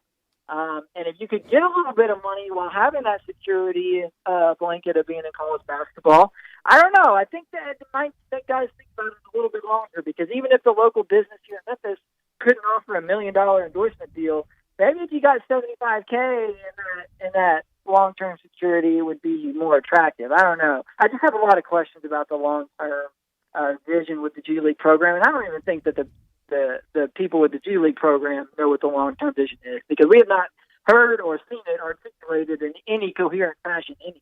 Well, your point well taken on this, and then Brett, I'll let you chip in, but I think that we haven't heard that side of it. I've mentioned it a couple of times, but I really think that the NBA is all about this, because now they're only going to invest in 10 to 12 guys, and what is it going to be? $3-4 million? Because not everybody's going to get the 500. We already know Isaiah Todd only got 250. He got half of what Jalen Green is getting. And now you're going to see, as you go through this developmental thing, how good the kid really is. So we're going to find there's going to be a guy who's like the 10th, 8th, 7th guy that was picked by the elite to be on that team, doesn't get drafted. Woo. You're right. Yeah, now that may rethink it. And I think the other aspect of this, and I've mentioned it before, but I think this is the NBA's way of saying, okay, now we've figured out a way to really find out about these guys. It won't cost us that much money, and we can keep the one and done in there so these other guys can develop at not our cost. Yeah, that's the other part of it is when this Jalen Green story broke last week, it hadn't been reported yet that the one-and-done rule is probably going to stay in place for at least 5 years. Apparently, there's been some sort of a breakdown in the negotiation with the players' union about, we thought it was going to be 2022 when that rule went away and the high school guys go straight to the draft again. And that was my question. Well, Jalen Green would be able to go straight to the draft in 3 years. What's the point of this program? But now it looks like, that rule may stay in place and guys may still have to take a year before they can be draft eligible. And I think that's the only way that the G League program survives, because without that rule, you're going to be relying on second-tier talent. And I don't know. It just doesn't seem that practical under those circumstances. And another offshoot of this, David, could be for athletics directors. They could be looking at more the player development head coach, the longer plan, instead of hiring the guy that's going to sign a couple of 5s and a couple of 4 stars and flood the zone. They may be looking more toward the player development head coach instead of just the, air quotes here, recruiter. That's interesting, and I think you might be right because having been around college basketball as a beat writer and having been around professional basketball as a beat writer, there's one major difference, and that is in the NBA level, you have a player development coach who's 4th or 5th on the totem pole on the staff, but probably played the game at a really high level or has a track record of helping develop NBA stars, and they're Bob the Bender ones throwing with the Grizzlies. Exactly. They're the ones throwing the passes to a guy as he goes through shoot around or during practice or after practice. They're the ones who are working with them on their shots and on their fundamentals. At the college level, that's an undergraduate student manager who's doing that. And so that could be a shift that we maybe see here is, I think that's an interesting point and one that I've not yet considered. You wrote a story today also about Jim Boeheim taking a pay cut at Syracuse. I thought Jim Boeheim may have been out the door, and I wonder if this abbreviated season sort of kept him on for another year. When we were in New York, Syracuse was too at the Barclays playing in a tournament, and there was a lot of sentiment then that he would be retiring at the end of the year. So 2 fronts here. Are a lot of coaches taking pay cuts, and did this pandemic save Boeheim for another year? I don't know. I think Boeheim's earned the right to retire when he wants to, and I think he's sticking around because his son, believe it or not, is one of their best players, and I don't think anyone anticipated that. I mean, he signed with Syracuse like as a very unheralded 3-star guy. Now with Elijah Hughes going to the NBA, Buddy Boeheim, Jim's son is going to be their best player next season, so I think he'll stick around as long as we'll have him for that. And I know that he's not the only one. There's many. There's a handful of major college coaches who have now accepted pay cuts. Most of them are at least reportedly voluntarily accepting those pay cuts. The interesting thing about Boeheim is I was expecting when I went through the USA Today coaches database, I was expecting for him to be a top 10 or top 15 paid college basketball head coach in 30 days, which I guess sort of shows you just it's just interesting to me. I guess he was never going to go anywhere else, so I guess they never really had to worry about him getting coached by another school. But when you think of Jim Boeheim, you don't think of the 38th highest paid basketball coach, but that's what he is, and he's taking a 10% pay cut, which may not seem like a lot, but when you make $2.5 million, that's $250K, which for any university right now is a lot of money. David, 18 Mondays from now will be week 0 of the college football season. 19 Mondays from now will be everybody getting going, including all the teams in our listening area. Do we have college football start on time? I doubt it. I'm not saying that's what I want. I just feel like, although, you guys touched on it on the open to the segment, like maybe there's good news today in terms of Tennessee kind of cautiously reopening and the governor not extending the stay-at-home orders and whatnot. But I just feel like it's going to be sort of a regional hodgepodge of rules that vary state by state and whatnot, and even like universities in different areas of the country taking different approaches to reopening. I just don't think that if there is football in week 0, that it'll be the full slate or the normal slate at all. I think that at least some areas of the country are going to be well behind or not ready at all this year to play. I don't want that.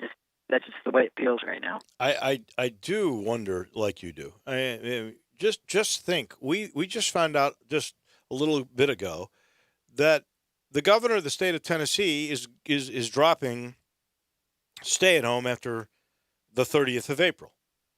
But Shelby County might not. So, in other words, we could have a situation where they could have mass gatherings and play football in Knoxville, but not in Shelby County. There are going to be so many different municipalities and government decisions that'll be made along the way that can we, in those 18 or 19 weeks that you're talking about, all come to some conclusion that quickly unless there is treatment from antibodies or a vaccine, which we feel is reliable. And that news today was the opposite of that. So, I think it's really up in the air. I said it before, and the closer and closer we get, maybe the more real it becomes. The idea that, the SEC and its member schools might kind of be ready to get back to it. Maybe Vanderbilt will be a holdout, but we could get by without them. And the schools that are ready to play each other, and I could see that being a college football season with an even heavier footprint in the Southeast than normal. You know what the PR blowback would be on the SEC and the Big Ten and 2 or 3 others, that if they tried to plow on while 7 or 8 conferences couldn't, it would look so crass and money grubbing. I think they had tried about 2 weeks and then pulled the plug. Brett, it'll be just like the Big East when they canceled that game at the halftime. Exactly. There's going to be unanimity, or there's not going to, there's just not going to be. And if that's the case, Dave, I think there will need to be unanimity, and that means the Pac-12 is kind of always has veto proof, and they're not doing anything in the state of California sports-wise the rest of this year. You can get ready for that. Yeah, I tend to agree with you. Thank you, as always, David Cobb. Loved your stories today. We didn't even talk about Toppin, not Obi, but Jacob, Obi's brother, going to end up at Kentucky. So John got himself a graduate transfer today. It shows you how desperate he is for players. Yeah. Thank you, my friend. We'll talk to you next week. Be safe. Thanks, guys. That is our friend from CBS. That is David Cobb. We've got to take a break. I'll let you know this hour presented by my friends at Homer Skelton Hyundai and Genesis of Olive Branch. I'm a proud owner of a G70. That's the sports car model that's got a back seat that performs so beautifully. Every time I get in, and I can't wait, I put that little mode over to sport, and I take off. Oh, and it handles so beautifully. And it's so safe, all that technology, and it all lasts forever. It seems 10-year, 100,000-mile limited powertrain warranty on every Genesis and every Homer Skelton Hyundai. And right now, 0% financing for 84 months. We're talking 7 years. You never pay interest on your note at either Homer or Genesis of Olive Branch. And to entice you even more, 120 days, 3 months before you have to make any kind of payment on select models. So we're talking 0% financing and 120 days before you make your first payment on select models of Hyundais or Genesis. All you got to do is get to Olive Branch, get on Lamar, exit 1 in Mississippi's Craft Road, turn left, go see Chris True. He'll love to see you. Oh, yeah. It is terrific at Homer Skelton Hyundai and Genesis of Olive Branch. We take a break, and when we come back, Brad Gaines, former Vandy great, and intertwined with Chucky Mullins forever. He will join us in just a minute. This is Sports Time on Sports 56, right here at the Flynn Broadcasting Center. Start your day with Sports 56 Mornings with Peter Edmiston and C.J. Hurt.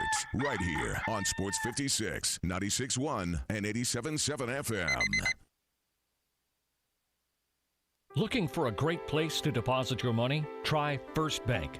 Competitive CD rates, a money market that moves with Wall Street prime and interest-bearing checking account options. Not to mention their friendly bankers who make decisions locally. To find out more, stop by one of First Bank's 3 local branches. 6482 Poplar Avenue, just east of International Paper. 8398 Highway 64 across from Wolf Chase. And 6280 Highway 64 in Oakland. Or visit firstbankonline.com. Member FDIC. Hey sports fans, you already know the Butcher Shop has been a great Memphis tradition since 1981, and it still is. The Butcher Shop is absolutely open for your takeout with curbside pickup or Grubhub delivery because the Butcher Shop is still serving your favorite steaks, fish, and seafood. But now you can also pick them up raw and take them home to cook. You get the highest quality from the Butcher Shop and the comfort of home cooking. All wine and beer selections can be sold and picked up curbside as well. Plus, order curbside and pickup and receive 10% off your food order. And how about Burger Fridays? Treat your company to lunch, and the Butcher Shop will deliver Hamburger Friday any day of the week with all the fixins for just a minimum $250 order. The Butcher Shop is here for you, so don't worry about getting a great meal. The Butcher Shop has cooked or uncooked meals for curbside pickup or Grubhub delivery. Call 757-4244 or online at thebutchershop.com. The Butcher Shop at the Agri Center, Walnut Grove, and Germantown Parkway. Sports 56 would like to recognize local businesses that are out there still feeding and providing for the community via curbside pickup. Let's support local business with your business. These local businesses include Shelby Forest General Store, Let It Fly, Moon Dance Grill, Great Wines, Germantown Wines and Liquors, Corks Wines and Liquors. Sports 56 appreciates the support of local businesses always, but especially during this time. Thank you. Now, more of Sports Time on Sports 56 with Wolo and Stats. This hour of Sports Time is brought to you by Homer Skelton Hyundai. Here once again are Dave Ocean and Brett Norsworthy.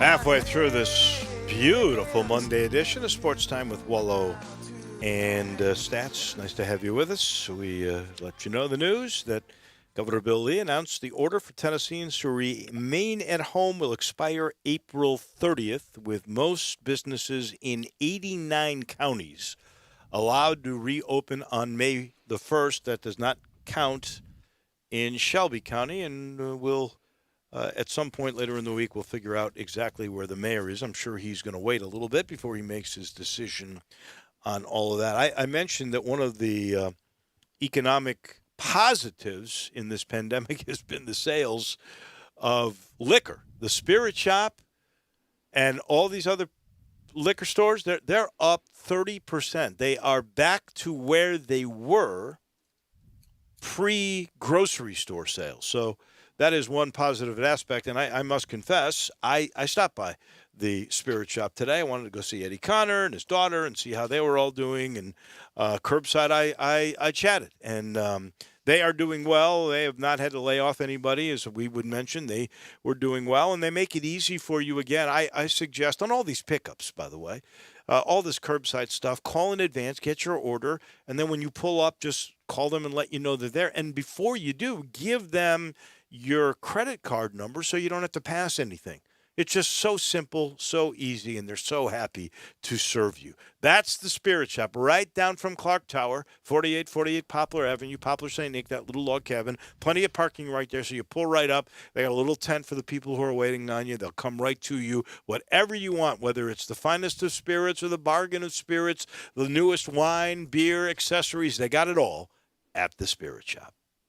This last weekend, Dave, was the 6th weekend without sports. I know on Friday night you greatly missed being at the Tiger Spring game at Friday night Stripes.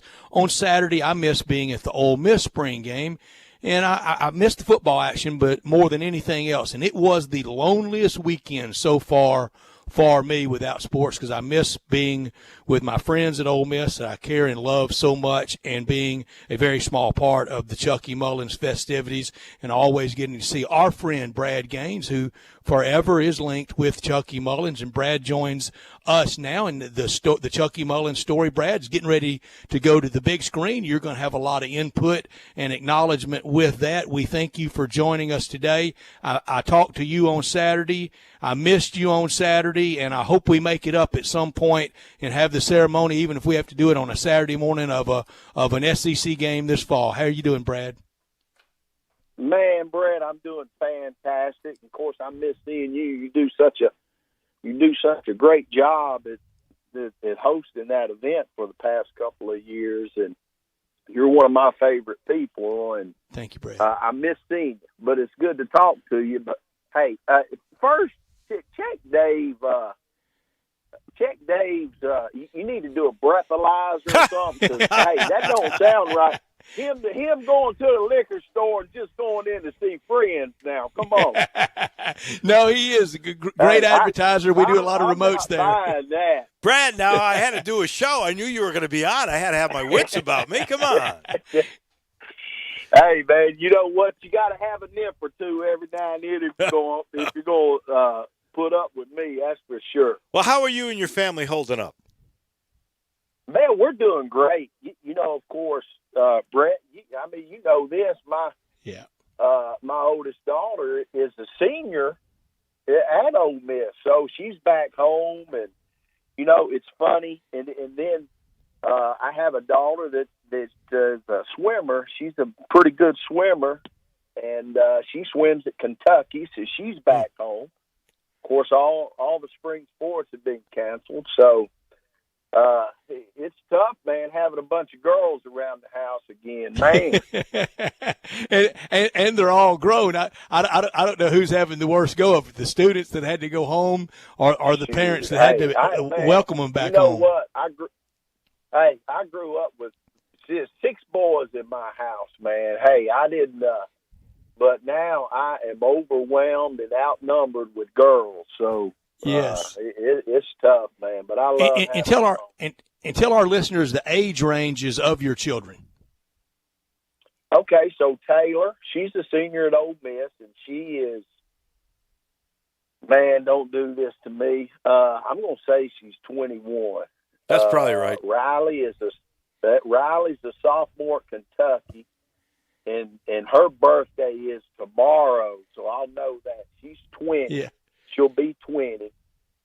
Bradford, have a son who's in 10th grade, and he is 16, and I know that because he just got his insurance on, or I just got the insurance bill, adding him to drive it now. That ain't no fun. Yeah. But I can tell you this, Dave, he ain't going to be in no G70 like you're toting around. hey, no, I hear you. Take care of him, Brad. I will, Brad. You know, it's something, and every year at the ceremony, and I look down at your table, and I always start that ceremony with it's a Jimmy Valvano day. We're going to laugh, we're going to cry, and we're going to think, and we do all those. We hit every emotion that day.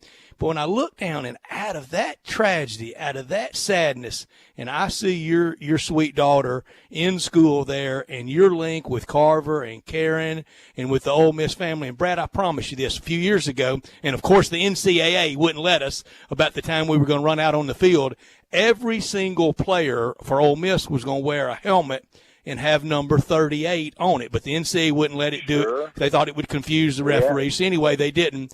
And I suggested to Ross Bjork, and Ross loved the idea. I said, if we can ask them again to do this, let's put 38 on one side. Let's put 44 on the other side for you. Oh, my. Well, hey, I appreciate it. And man, you know, the things that I do, I don't do it for anybody. I do it because that's what I do. You know, I go to that grave site 3 times a year because that's just what I do. And I've always done it, and it will always be that way. Now, when you talk about my daughter at Ole Miss, here's the great thing is she had been with me on a couple of functions down there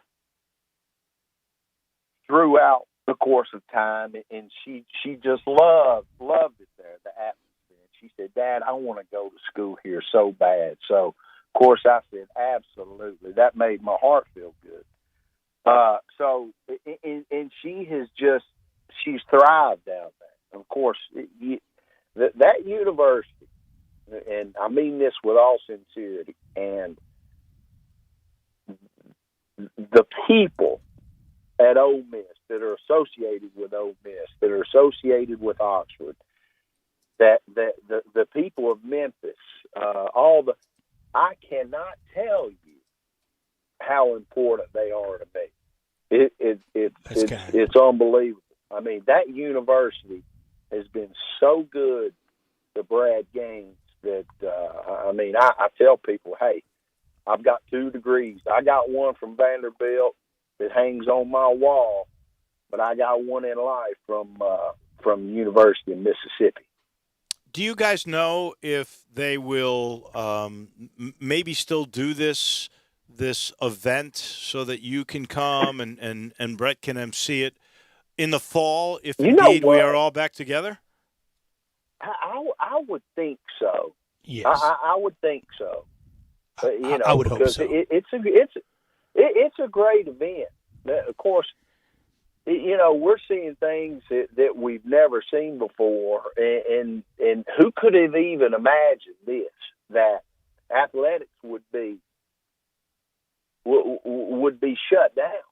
I mean, literally shut down everything. Yeah. And I couldn't imagine. I would have said there's no way. There's too much money involved. And it's happened. And so, you were talking to the gentleman before.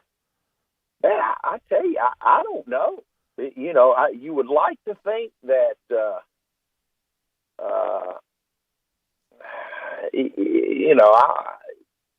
that this is not what it is, but it is real. Very. Now, I don't know how bad it is. You're going to have one side that's going to say, well, it's not that bad. And then you're going to have some side that say, well, it is. And then you get into a political debate with that. And I don't discuss politics. I have my opinion, but my opinion don't mean squat. So, who would have thought that the NCAA would be shut down, that Major League Baseball would be shut down, that NFL football would be shut down, that you're not having spring football games across the country? I mean, you would never that the Final Four is not going on. I mean, that it's and no end in sight, Brad. No, and you just don't know. And like you guys said before, if anybody was going to play football, or they said, "Hey, let's open it back up," dadgummit, it'd be the South. You know that. You know it'd be the SEC first. You don't know what the Big Pac-10 or 12 or how many there are now, what they would do. They're out there on the left side anyway, so you wouldn't know. But it's, I mean, I don't know what I'm going to do. I mean, you click on ESPN, and I guess advertisers are not even advertising, because you get a thing that says, "Hey, we'll be right back. We're in a commercial break." Well, so many businesses, So unfortunately, so many businesses that a lot of folks rely on are closed for the moment.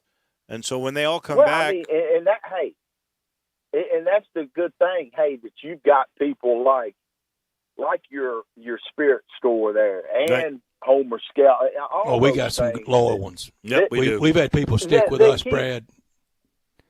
That keep you guys on the air, and that's important for people to have this, to be able to have this outlet to listen to you guys, because, hey, man, nobody wants to be stuck at home all day. I mean, you don't want to do that. And what am I going to do? And hey, man, I've been home. There are people out there suffering. I've been home the last 6 weeks. I swear, more than I've been at home in the last 30 years. Because I'm just never at home. I'm always off to something. I know you are instrumental and will play a key role in advising for the movie about Chucky Mullins, about the injury and about his life and his passing. How is that going? It's finally happening. It took a while, but it's finally going to happen, isn't it, Brad? It did, and I mean, and it's done, and we were hoping to have this thing out in the fall during football season, but again, Dave, Brad, I mean, who knows? You just really don't know.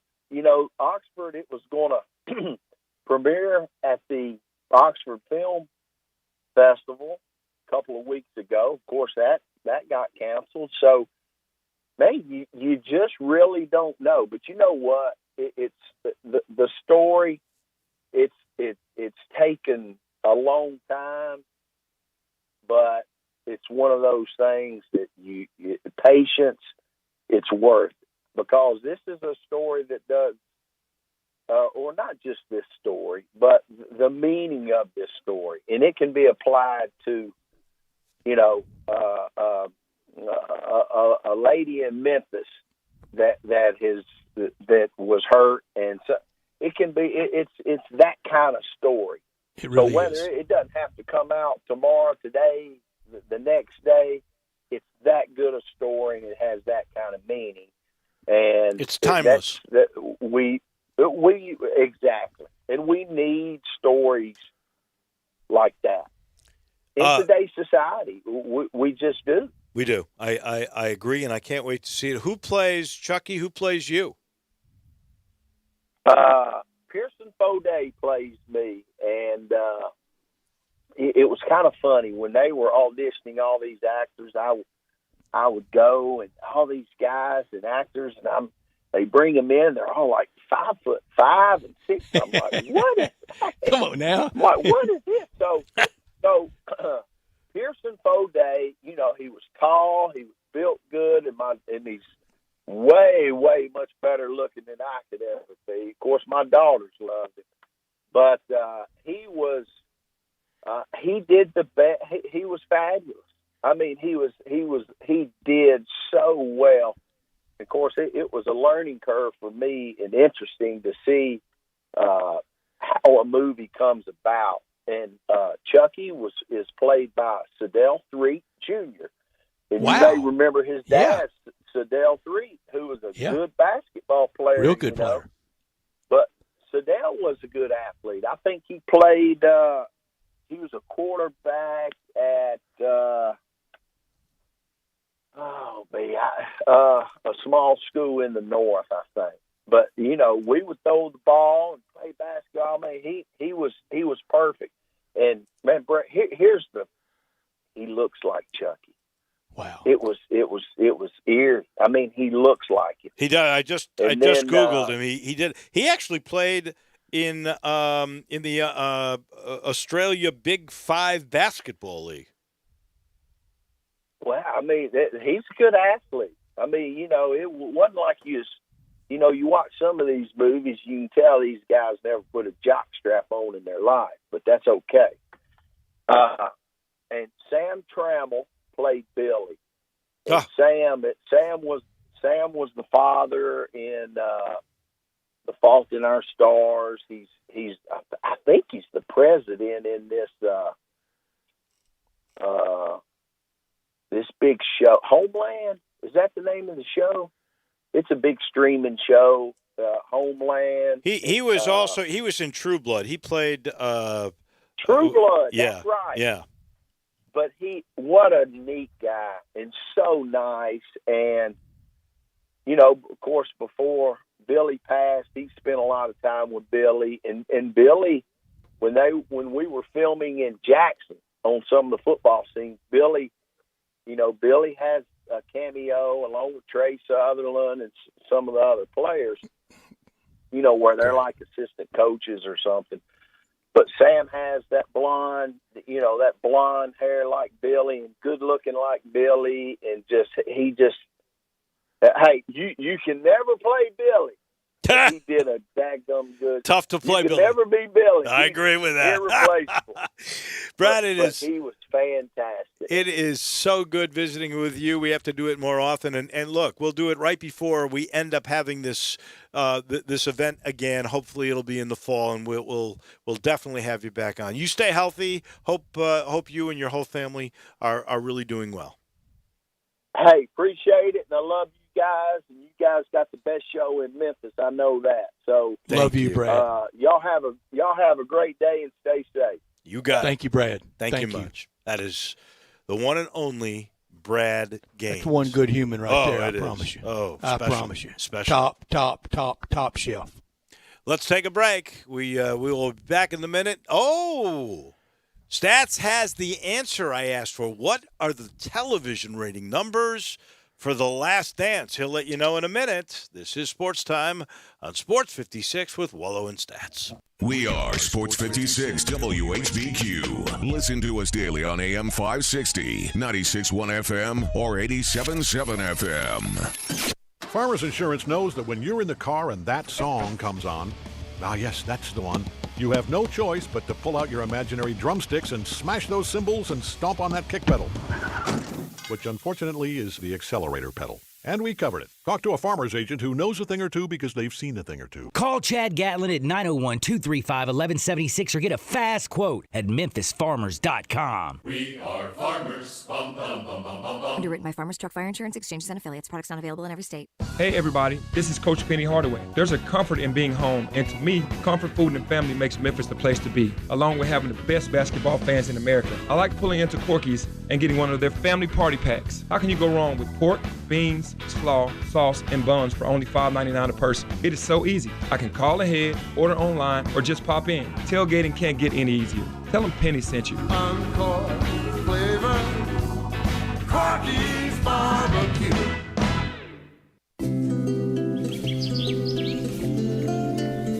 The landscape is so beautiful at Town Village Audubon Park.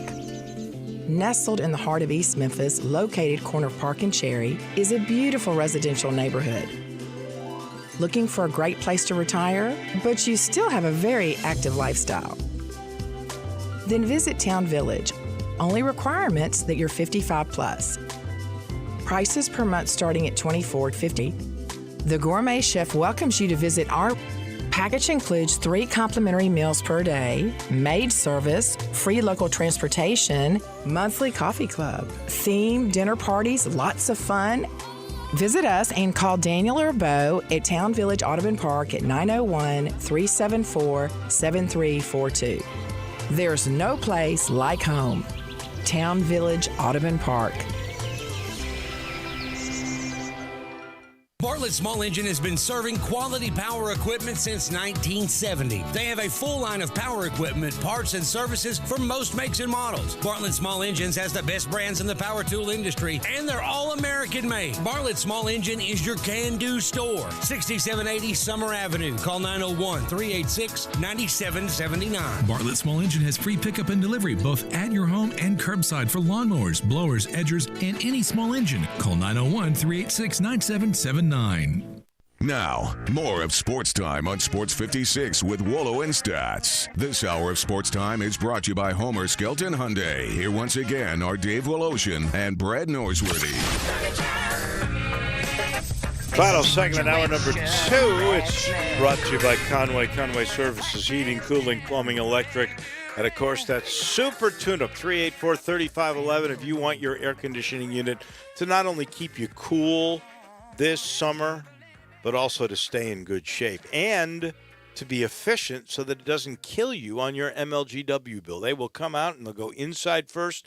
They will replace all the filters. They're 16 points. They tune up. Everything is working in harmony. When they've got all of that done, they walk outside and they will clean your outside unit or units like never before. They like to say it's like taking that outside unit to a car wash. They literally get out all the leaves and the grime and the dirt, and they actually put this Teflon coating on the blades so it protects it from the hot summer sun, and you will become cool and efficient. All you got to do is make the call, 384-3511, 384-3511.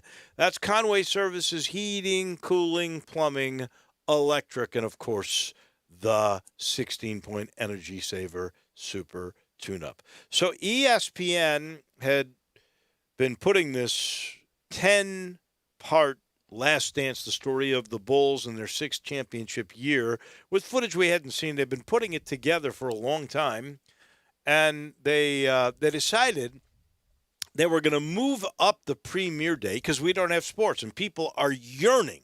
So did the gamble of moving it up, Brett Norsworthy, pay off for the folks in Bristol, Connecticut?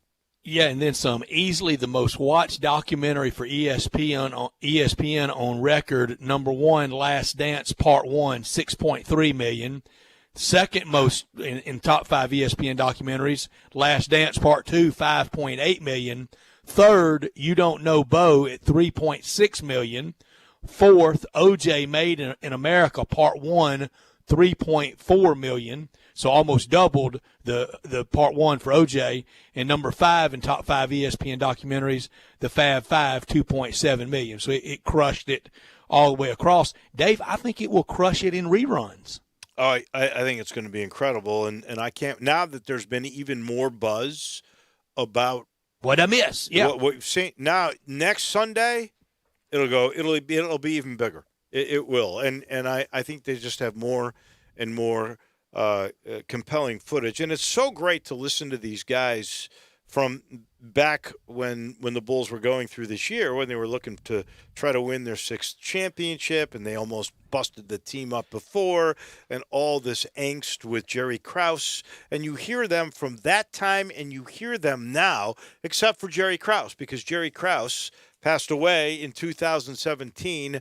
I would love to get, with the cushion of this being separated by 25 years, I'd love to know what his thoughts would be right now, just to see if he thinks, you know what, I made a mistake. We should have paid Well, he could Scotty. defend himself a little because he's being roundly ripped. And now, how much does it involve Reinsdorf?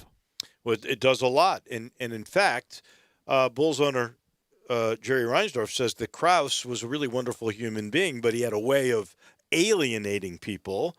And well, no, Jerry Reinsdorf has gone out of his way to alienate some. He says the biggest sports mistake he ever made was firing Tony La Russa on the South Side for the White Sox. He said if he could have a replay of that, he would have done that much differently.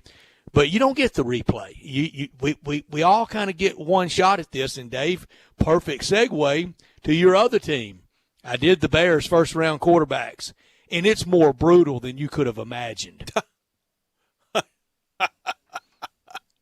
2017, second pick, they take Mitch Trubisky. This is first-round Bears quarterback. That's undecided yet. Don't make an opinion on that yet. Okay, 2003, 22nd pick. He took them to a Super Bowl, Rex Grossman.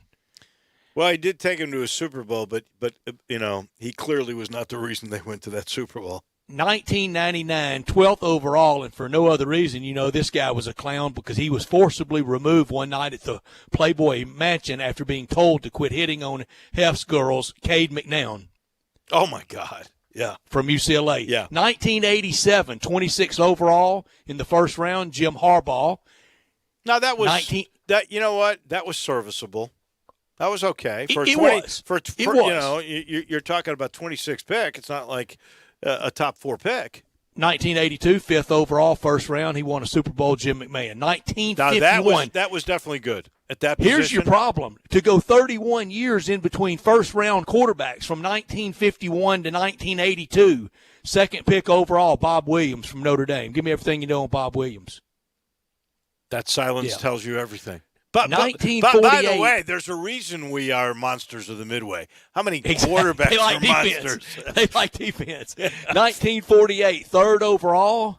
They took him and they traded him to the New York Yankees, who traded him to the Detroit Lions, and he goes to the Hall of Fame. Bobby Lane. 1946, fourth overall. Makes sense. Just didn't work out. Johnny Lujack.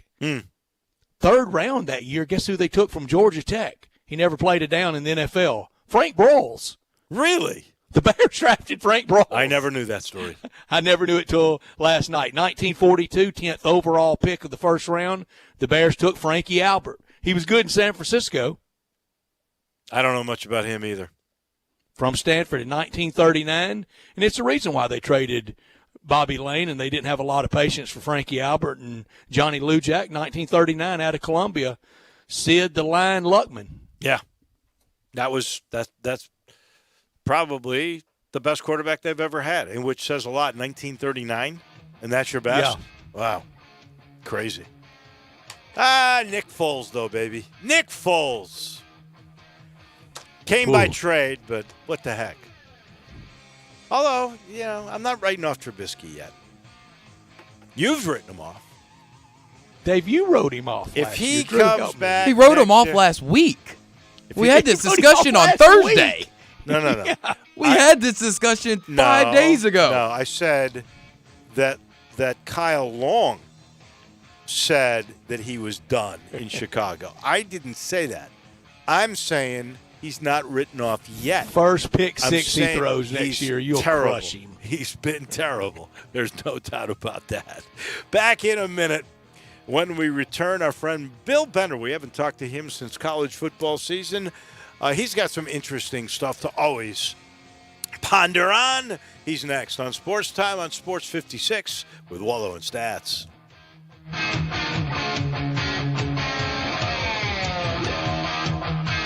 you know nearly 40% of men under 40 and over 75% of men over the age of 40 experience sexual performance concerns? At the Memphis Men's Clinic, their experienced physician performs a comprehensive evaluation that determines which specific issues may interfere with your sexual performance. These issues can vary and range from anxiety to medical issues, low testosterone, or erectile dysfunction. The Memphis Men's Clinic has evaluated hundreds of men of all ages over the years and reestablished a normal sexual life. The Memphis Men's Clinic will work aggressively to resolve issues and allow you to restore your sexual health and overall well-being. That's the Memphis way. If you're 20 years old or 90 years old, come and get cared for the Memphis way. Treatment that's based on your specific needs after a professional clinical evaluation by their experienced board-certified physician. Call the Memphis Men's Clinic today at 901-443-0475 or visit memphismensclinic.com. Oh, whale! Guys, whale! Wow, whale. Oh, that's a big whale. Okay. Whale, whale, whale. Oh, no, whale! The tides can turn quick on the water. Progressive's boat insurance has you covered. Get a quote today in as little as 3 minutes at Progressive.com. Well, at least it wasn't a shark, am I right? Progressive Casualty Insurance Company and Affiliates. I'm Dr. George Flynn, president of Flynn Broadcasting. On behalf of everyone associated with Flynn Broadcasting, we want to wish you good health, especially in this coronavirus situation. You can be the hero. All you have to do is practice social distancing. That's right, 6 feet away from other people, and you'll be part of the solution, not part of the problem. Also, if you feel ill and have a cough or fever, get tested so you'll know if you have coronavirus or not. I'm Dr. George Flynn with Flynn Broadcasting. We'll keep you connected while you maintain your physical social distance. So keep listening to this Flynn Broadcasting station because we're in this fight with you and we're going to help you stay connected. We are Sports 56 WHBQ Memphis, WIVG-FM Tunica Memphis, and WPG-FLP Memphis. Flynn Broadcasting Stations. Welcome back to Sportstime on Sports 56 with Wolo and Stats. This hour of Sportstime is brought to you by DeSoto Auto Sales. Here once again are Dave Woloshin and Brett Norsworthy. Final hour on this Monday afternoon. Bill Bender from the Sporting News with us. If you didn't catch Greg Akers from the Memphis Business Journal at 3:30, you can on our website, sports56whbq.com, and we'll replay it in its entirety about 5:30, and we'll wrap up this day with Taco Bell Crunch Time. But Bill Bender from the Sporting News next after I tell you about the sponsor of this hour, and it's our friends at DeSoto Auto Sales at 5704 Goodman Road down in DeSoto County. Come on down to DeSoto County for that town and country experience at DeSoto Auto Sales. Visit their website right now at DeSotoAutoSales.com, 662-890-7184. All the cars test driven, all checked out, head to toe, bumper to bumper, unlimited inventory, every make, every model. And if they don't have it on the lot, they'll go find the car you want for you at DeSoto Auto Sales. No shortcuts taken. You walk in, you're treated like family by kind, courteous employees, laid-back atmosphere, no high-pressure sales. They do care about your time. They want you to have the ultimate car experience. They know we're living in a world today that time really matters. You walk in, meet with your sales rep, test drive your car, credit approved, paperwork complete, and you're gone in less than 45 minutes. You can do it during your lunch hour or immediately after work at DeSoto Auto Sales at 5704 Goodman Road. DeSotoAutoSales.com, 662-890-7184. Come on down to DeSoto County for the town and country experience at DeSoto Auto Sales. We haven't talked to Bill Bender in quite a while, so I'm looking forward to chatting with the college football analyst from the Sporting News. Bill, how you doing? How's your family? Everybody healthy? Yeah, it's been tough. I mean, today they canceled school for the rest of the year in Ohio, and that's not easy to break to your two kids. But, you know, I like any good family. We're out throwing a baseball right now and trying to make the best of it. And it is great to hear from you guys. It's been a while. It is great to hear from you, Bill. And the last time we talked to you was right after the LSU Tigers were crowned national champions, never believing what the next 2 and 3 and 4 and 5 and however long it goes, Bill, the months will be like, and we all fear for all these sports, everything. I miss it all. I always tell people if they keep scoring, they have a ball, I'm interested in it. I have my preferences though, and it's getting closer and closer to the college football doorstep with every day.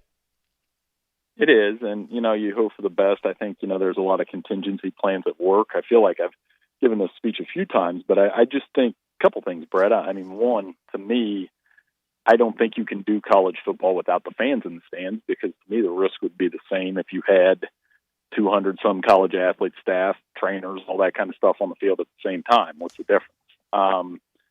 And hopefully they can get a vaccine for this sooner rather than later, and we can all move on. I know we all know on this call that the value of college football in our society is something to look forward to, and I'm hoping we get to that point. I'm trying to be as optimistic as possible about it. My question would be this. The difference, I guess, between the 200 on the field that could all be tested and actually, on the sideline, you could actually kind of social distance and you'd be okay. Of course, on the field, you're going to hit each other, but you're all going to be tested. But fans in stands would be sitting next to one another, and, there's no way to test them all. So let's just say that we don't have fans. Do you think because of the economics of what college football brings, 85% of the revenue that comes into an athletic department in a Power 5 conference comes from football?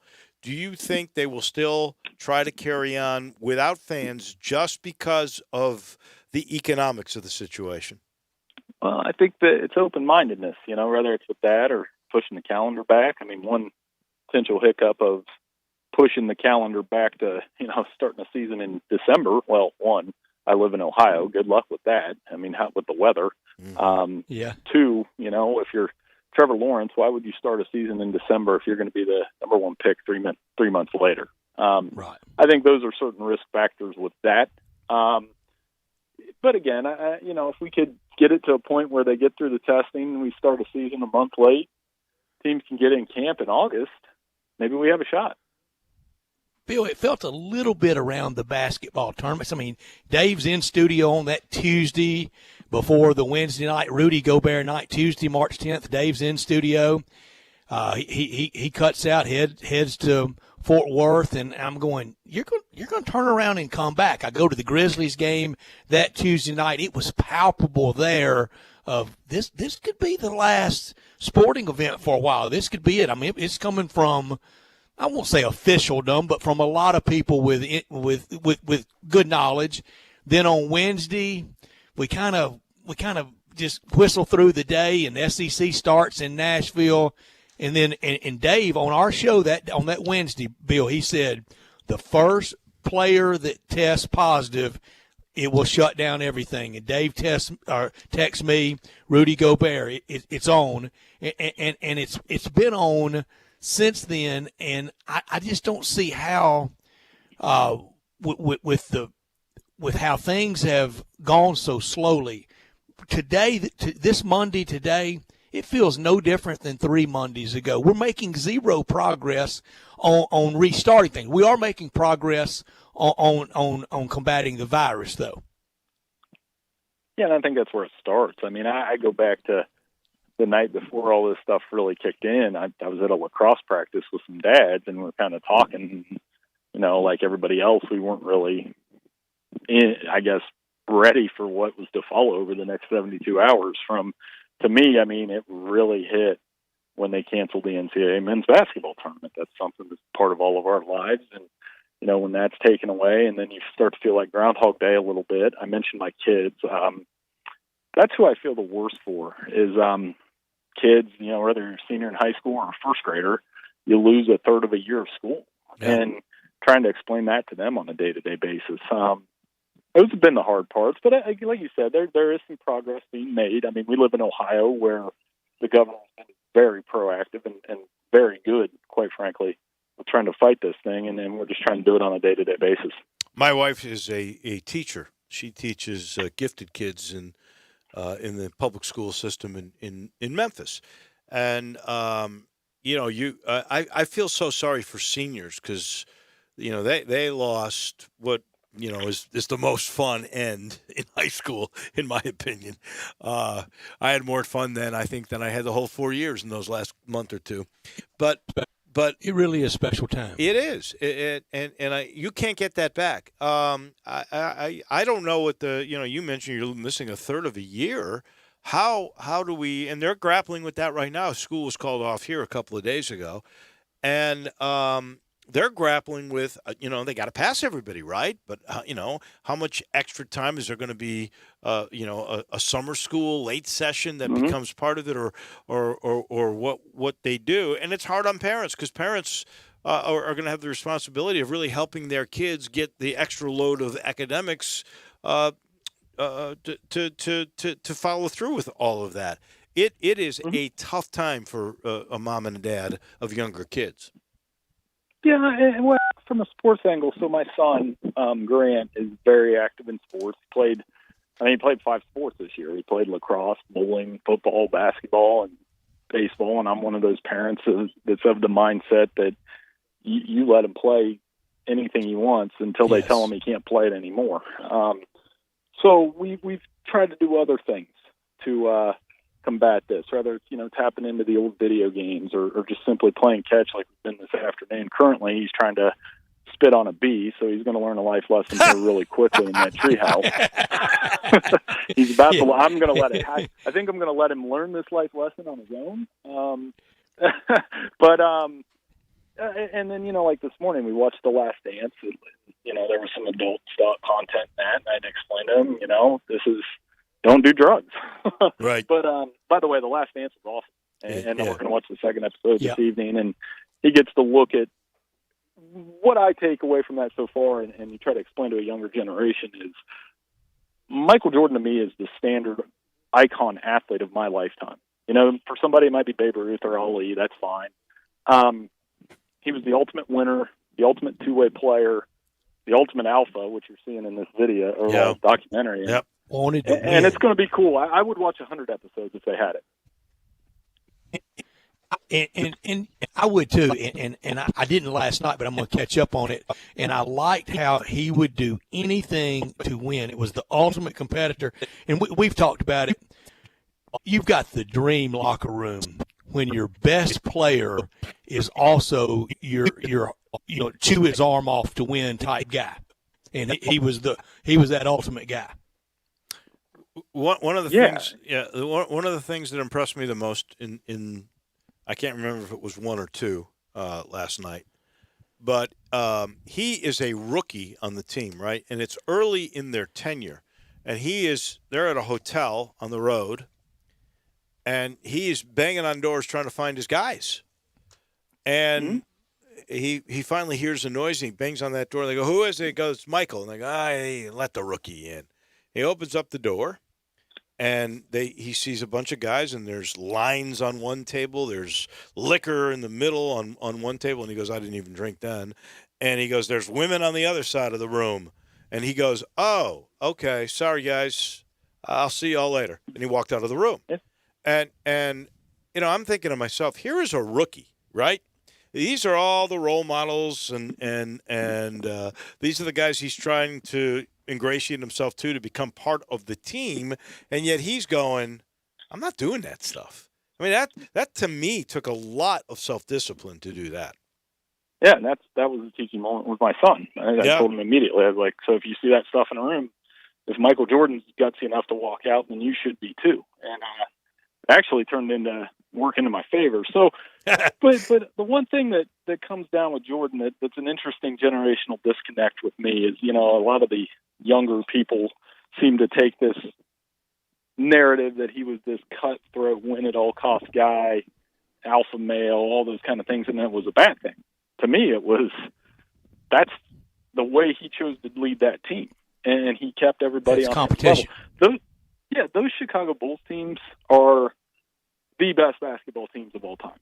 I don't think there's a debate, because I think, again, to me, if you take the football angle with it, they were awesome at defense. I mean, think about it. Rodman, Pippen, Jordan. Right. Those guys wanted to lock you down on the other end. Ron Harper was an outstanding great defensive player. team. So they had that on top of the greatest scorer ever, other than maybe Will. And I just, it was fun to watch. It's fun to reminisce on that stuff. I think it's well done how they presented it so far, and I would look forward to that for the next 8 episodes as well. If we were looking for a football team that was of that ilk, where it was like you knew during that time period, this is the greatest of all time. This team is, characters and charisma, and it was like traveling with the Beatles, as it was once called. Would there be a football team? And I guess it would it'd have to probably be the New England Patriots, wouldn't it? Brady. I think the college football, the greatest team of my lifetime is the 94-95 Nebraska, which was not like the Beatles-type team. But, I mean, the way I always explain it to people is they didn't have to pass. I mean, they could have. They didn't have to because they had a dominant pass rush on one end, or they just strangled you. And then on the other end, they had Tommy Frazier and, Schlesinger and Lawrence Phillips and Amon Green, and they just ran you over. Yeah. And they were awesome. So, I mean, but NFL-wise, if there's a team like that, I mean, to me, the equivalent would actually be the 90s Cowboys with Emmett and Aikman and the star power and the star itself, and then Jimmy Johnson. And I was a Packers fan, so I couldn't stand them because the Packers couldn't beat them. Yeah. Yeah. And, to me, they had the most action in terms of that star power you're talking about, the reputation, some of the off-the-field stuff you heard about. The White House, right? Right. Yeah. Right. Well, at the end of the day, you couldn't stop them because their offensive line, they just pound you with Emmett. And did it with two coaches, with Johnson and Switzer. And Switzer. Mm-hmm. And they had Dion, too, by the way. So, I mean, there's that. I mean, it was just – they're probably that NFL team to me, that if Bill, I watched I'm with you I would watch it. I'm with you on Nebraska, but over the course of years, what the U did with a couple of different coaches, a lot of characters, and then kind of the culmination, and I don't mean this to disparage him, but won a national championship really untouched with Larry Coker. Yeah, they had an NFL factor, too. I mean, and they'd probably be the Jimmy Johnson teams of the 80s. I was, I think Pat Forty told me this the other day, and I was lost on it, that, with all these look backs with the games, I didn't realize that in 1988 we got Catholics and convicts during the day, and then we got Kirk Gibson's home run that night. That's amazing to think about. That two of the single biggest sporting events of my lifetime happened in the October same 12 hours 15th, 1988. Yeah, it did. You threw out a good supposition, a good tidbit out on Twitter, and we've talked about it already some today and had a lot of great suggestions at our First Bank text line. Over the course of a replete, standout, great college career, and also into the pros, because we've had a lot of people that could kind of do one and not do the other, usually be great in college and not as much in the pros, and occasionally have the player really flourish that didn't have the great college career, but then he flourished in the NFL. Tom Brady, a good example of that. And we texted back and forth, and I think Dave suggested one that we debated about. Tony Dorsett. I mean, all 4 years at Pitt, what he did in the NFL, and there are many others. I said Charles Woodson. It's been a lot of fun with that conversation, Bill. Yeah, I tweeted that out and got like 600 replies, and that was born out of I was texting my best friend and his brothers and kind of came up with some answers. The 5 names I came up with that were the best overall college plus NFL career, and this is who I would go with. I would say Barry Sanders, Charles Woodson, Peyton Manning, Roger Staubach, and I mean, people are going to do what they want with it, but O.J. Simpson. Yes. Oh, yeah, he was. And just 2 years at SC, but it was 2 great years. Well, I've just decided you can't use Tony Dorsett because when he was at Pittsburgh, he was Tony Dorset, so he changed his name. So you could do. He's out. You could go there. And you also said Anthony Munoz, Bill. Oh, Anthony Munoz was great. I mean, I look back at that USC team, and then if you don't want to use OJ, go ahead and use Marcus Allen. And that one USC roster had Munoz, Lott, Allen, Bruce Matthews, Don Mosworth. They were all on the same roster. Wow. And I'm like, that was a team there in the 70s. Munoz, because offensive linemen don't get that notoriety. Between Anthony Munoz and Orlando Pace, they're the two best offensive linemen I've ever seen. I agree with that. And the stories about Anthony Munoz is one that I think I heard Sam Weiss say this once, that, or it was Gil Brandt actually, who said he's the only offensive lineman whose play didn't drop off his entire career. He was that dominant from day one to whenever he called it quits. He never gave up a sack, right, at USC or in the pros with the Bengals. He never, I think that's correct, he never was credited with giving up a sack. So I'd go with him. I mean, if we're going to look, I think you got to look at guys. Reggie White would be in there. Dion. Dion would be in there. I'm going to go back to my childhood, kind of, and Gale Sayers was unbelievable running back at KU and the Bears. And then how about Dick Butkus at Illinois and then the Bears? Yeah, I mean, and all those guys, it was a fun exercise because I got so many wide-ranging answers. Joe Montana's got to be in that discussion somewhat. For the 70s generation, Roger Staubach, he's dirty. I've watched the highlights, man. He could play. And then you have a guy like Terrell Davis, who was a fifth running back at Georgia, a special teams guy, got a camp invite and walks into Canton with a great pro career. Just didn't do a thing in college and goes to Canton with his exploits with the Broncos. Does Herschel, because his pro career wasn't quite as good as his college career, does he not get in the discussion? Well, I think it's Barry on the running backs just because, the 1 year as a starter, sure, but pretty good one. And then the NFL career on top of it. And, I got so many. Jim Brown was another one. Jim Brown definitely. Jim Brown definitely. Flawless across both. And that's what we have to do here. And just come up with some of these things. I'd put him over Sanders. I'd have to put Jim Brown over Sanders. Yeah, all of that's true. And, like I said, we're getting into the NFL draft content this week. And as you guys know, just trying to stay busy. Yeah, it's not the easiest thing in the world to do. That is for sure. Who is there along these kinds of lines, and I'm trying to think, who's the greatest combo college pro coach? And, the first guy that comes to my mind, he's not my favorite guy, but Pete Carroll. Yeah, I mean, those guys. Jimmy Johnson, Pete Carroll. Paul Brown. Those are two. Yeah, I mean, those are the three. And they've been able Switzer won a Super Bowl too, but he kind of won it on the back end, obviously. So Jimmy Johnson, Pete Carroll have been pretty consistent over both. You guys aren't going to want to hear it. I think Harbaugh's been pretty good over both, but maybe not as good as those two were. Oh, I think so. Yeah, I agree.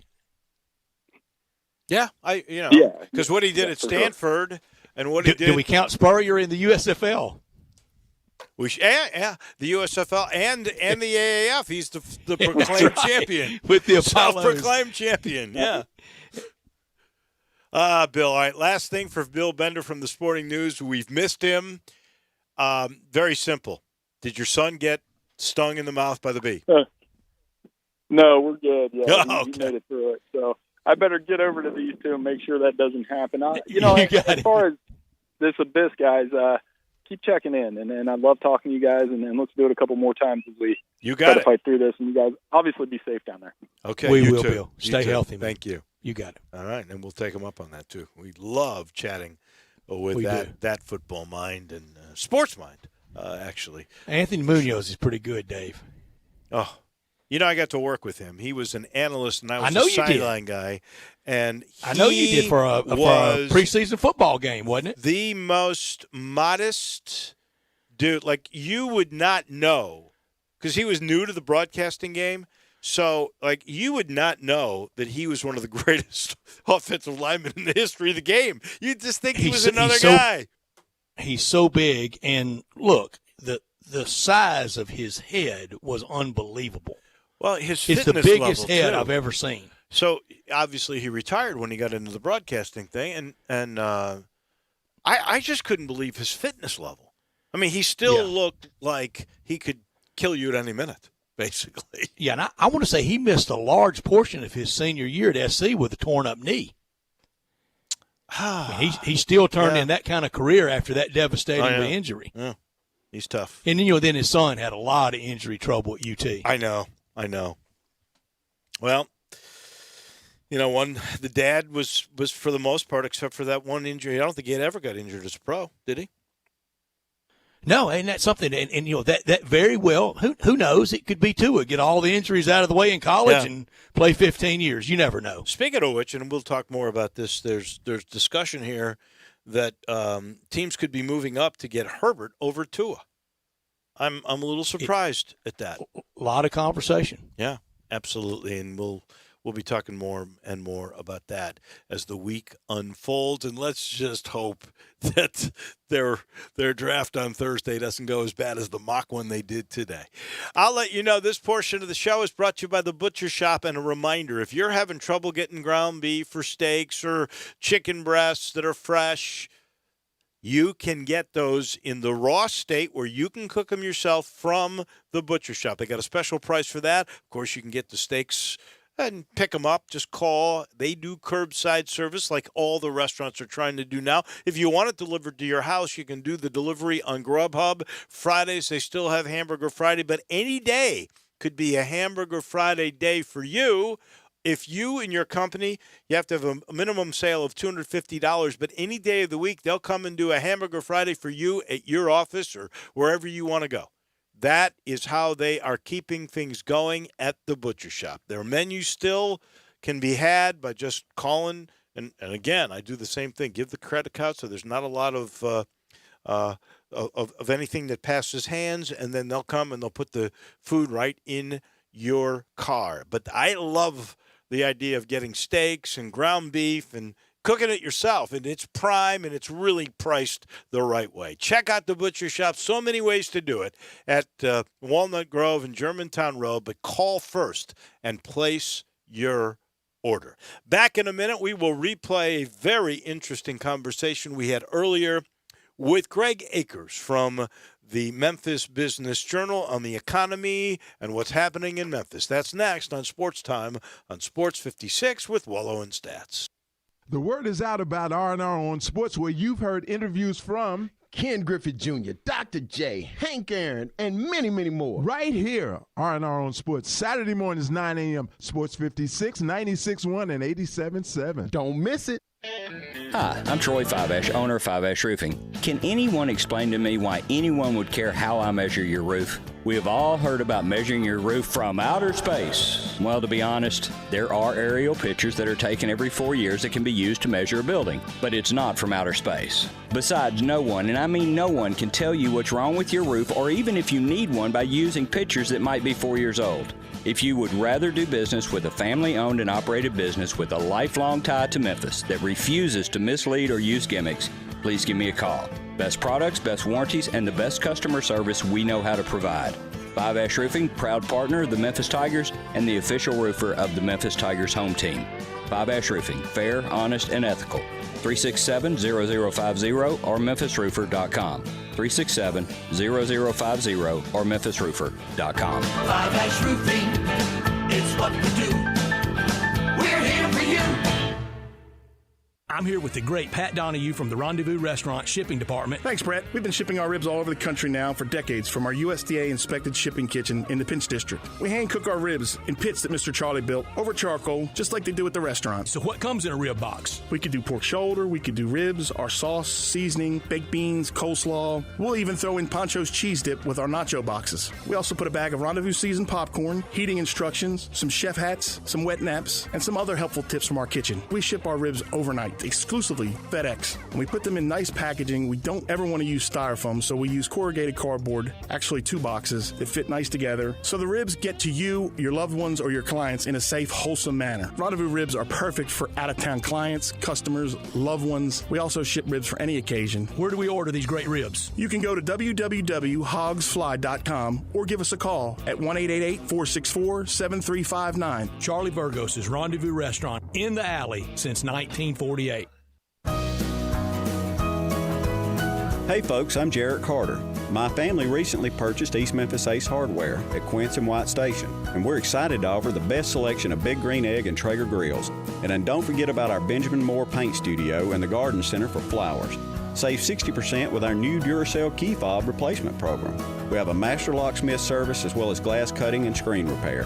East Memphis Ace Hardware, located at Quince and White Station behind Three Little Pigs. Welcome back to Sports Time on Sports 56 with Wolo and Stats. This hour of Sports Time is brought to you by DeSoto Auto Sales. Here once again are Dave Woloshin and Brett Norsworthy.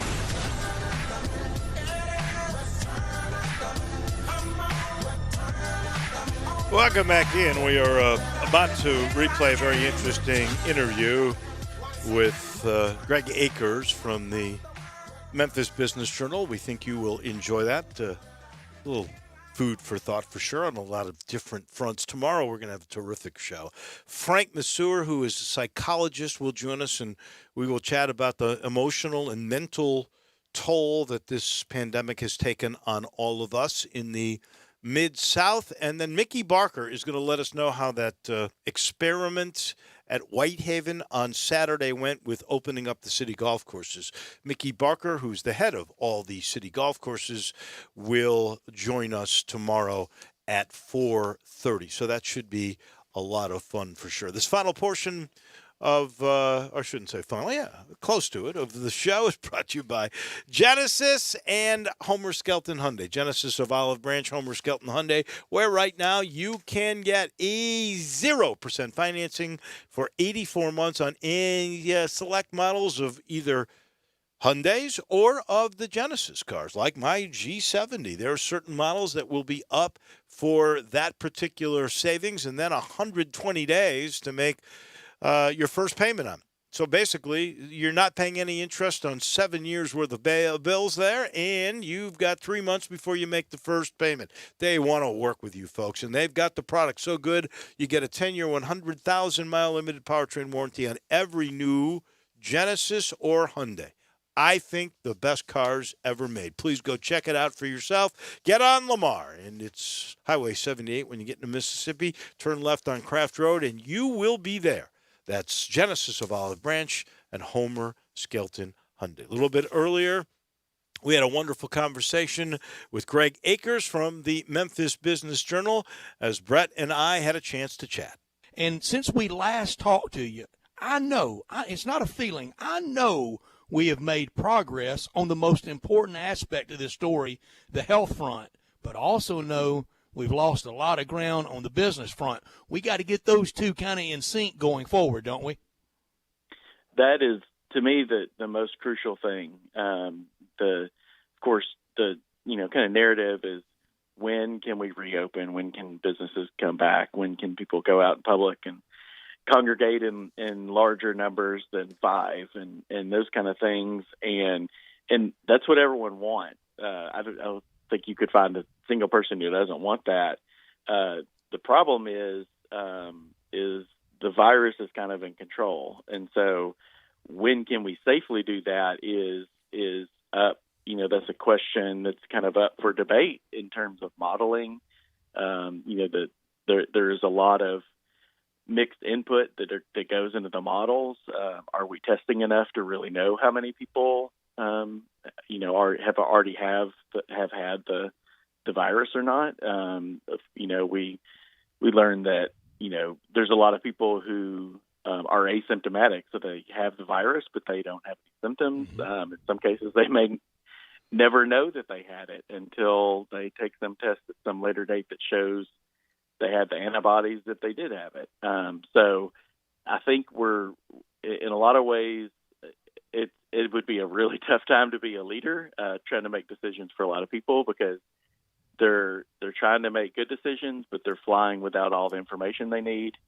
And like you said, lining up the reality of the health situation with the desire to kind of get the economy going again that is a needle that will be really difficult to thread. And I don't envy anyone who has to make that decision for a lot of people. I know we all want to move forward as quickly as we can, and everybody's pocketbook is or will be affected sooner or later. But I saw this very interesting story on Twitter today where a guy went back and he was really looking at the similarities, and there are some, to the 1918 Spanish flu pandemic. And back then, there were protests. Now, that pandemic, and I've pointed this out before, was much more devastating than the one that we've seen thus far with COVID-19.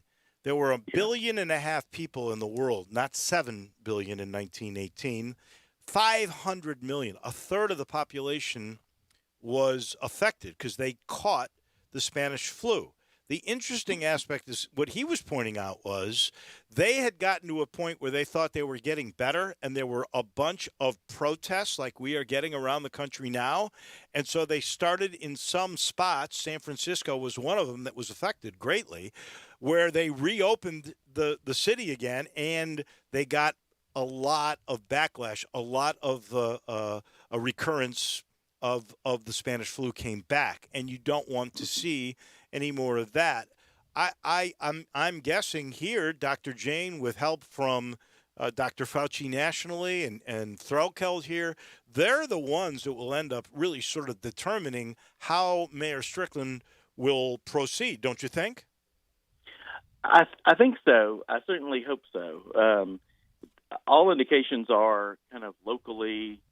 I believe Mayor Strickland, Mayor Harris, they do rely pretty heavily on Dr. Jane, the director of the health department, on kind of making those decisions. Now they're kind of the thing that complicates everything to me, and you kind of allude to it in 1918, which is different cities make different decisions, and they're not all good ones. And so I think I probably read the same story you did about 1918 in cities like San Francisco, where people were just tired of it and they just wanted to go back to normal. And so they started protesting, and the government kind of opened things back up again. And it was devastating for them. Within, weeks of that happening, they had huge spikes of a recurrence of the Spanish flu, and it killed a lot of people. And so I think when the officials rely, when they really listen carefully to the medical experts and the scientists, that is great. But the tricky thing is, just in the last 30 minutes or so, the Governor Bill Lee of Tennessee announced that statewide he's lifting the stay-at-home order, and so effective April 30th. Mm-hmm. And so what that will mean, that he can only make that decision for 89 out of maybe 99 counties in the state. The other ones, which are basically the ones that are larger, including Shelby County, are still going to make their own decision. So that doesn't necessarily change what will be deemed to be reopened in Shelby County. That will still kind of be a local decision. But if, Fayette County, kind of our surrounding counties, as they reopen here in, 10 days or so, of course, they're going to, we're not all so distant from each other that we can't, that we're still interacting with each other. And so how will that affect Memphis and Shelby County remains to be seen. And I hope that it doesn't. But, without kind of a coordinated, we're all open now or we're all closed now, it has really kind of complicated figuring out when is a good stopping point, when is a good starting point for how we respond as a kind of society to this situation. Greg, we all know of someone really close. We all have friends that this already has devastated their businesses, maybe irreparably. Has some business out there in our community that you can report on, has something prospered and flourished out of this? There are some. I think part of it is, grocery stores are doing really well right now, because and part of that is because restaurants are really hurting right now. Everyone is making their own food at home, and they're not going out to somewhere else to have it prepared for them. So people need more food, more groceries in their home. So that's helping the grocery stores. It's helping the people who are the kind of Grubhub or service deliveries, all these kind of tech startups that deliver food, deliver groceries, deliver, stuff from Home Depot or any kind of other businesses. People are having those delivered to their houses. So those kind of service industries are doing well. And this is kind of good for Memphis. The logistics industries are still really strong right now because people are ordering online from kind of big retailers and things like that. So this is very anecdotal, but I see more, and maybe it's just because I'm at home now, but I see more trucks in my neighborhood delivering stuff to houses than I did before. It's a pretty steady stream. So I think there are a lot of industries that are doing well. And then I think there are also within companies that maybe they've had one stream of revenue kind of deprived of them. They might have another one that is doing better than it ever has. Now, I don't know of many businesses that are doing better now than they ever did before. But I do think there are some bright spots within it. To me, I think the interesting thing, because one day this will be over, is this is my opinion. I really think things will never go back to the way they were. I think things will be different. And so it's interesting to think about the businesses that may succeed are the entrepreneurs who go to where they see the ball going instead of where it was. And so if they can kind of creatively think, when things open, how will things be different, and how can I put myself in a position to, offer that product or that service that people will need that they didn't even need beforehand. I think there will be a lot of success stories, and we'll really see. I mean, entrepreneurship is so fun because you see people being creative to offer things that people didn't even know they needed till they heard about it. And so I think there could be a lot of exciting, success stories, kind of down the road. I don't know that we've seen some of them recently, but I think once things kind of open back up, that it could be a kind of exciting time for the economy. I'll give you a great example of that. There's a young man, I don't know him at all. His name is Taylor Berger, I believe, with Railgarten and that other bar that is downtown that's outside. Yeah, the Lofton Yards. So he decided he was going to try to figure out a new way to take his bartenders and his servers and everything, and he started this thing, Two Broke Bartenders, right? And they started delivery services, and now they're franchising to Nashville and maybe in Alabama somewhere. I mean, he took the ball and he ran. One other, Brett, because it's a good question, one other area that has amazed me is the liquor industry. Yes. Liquor stores are up around 30%.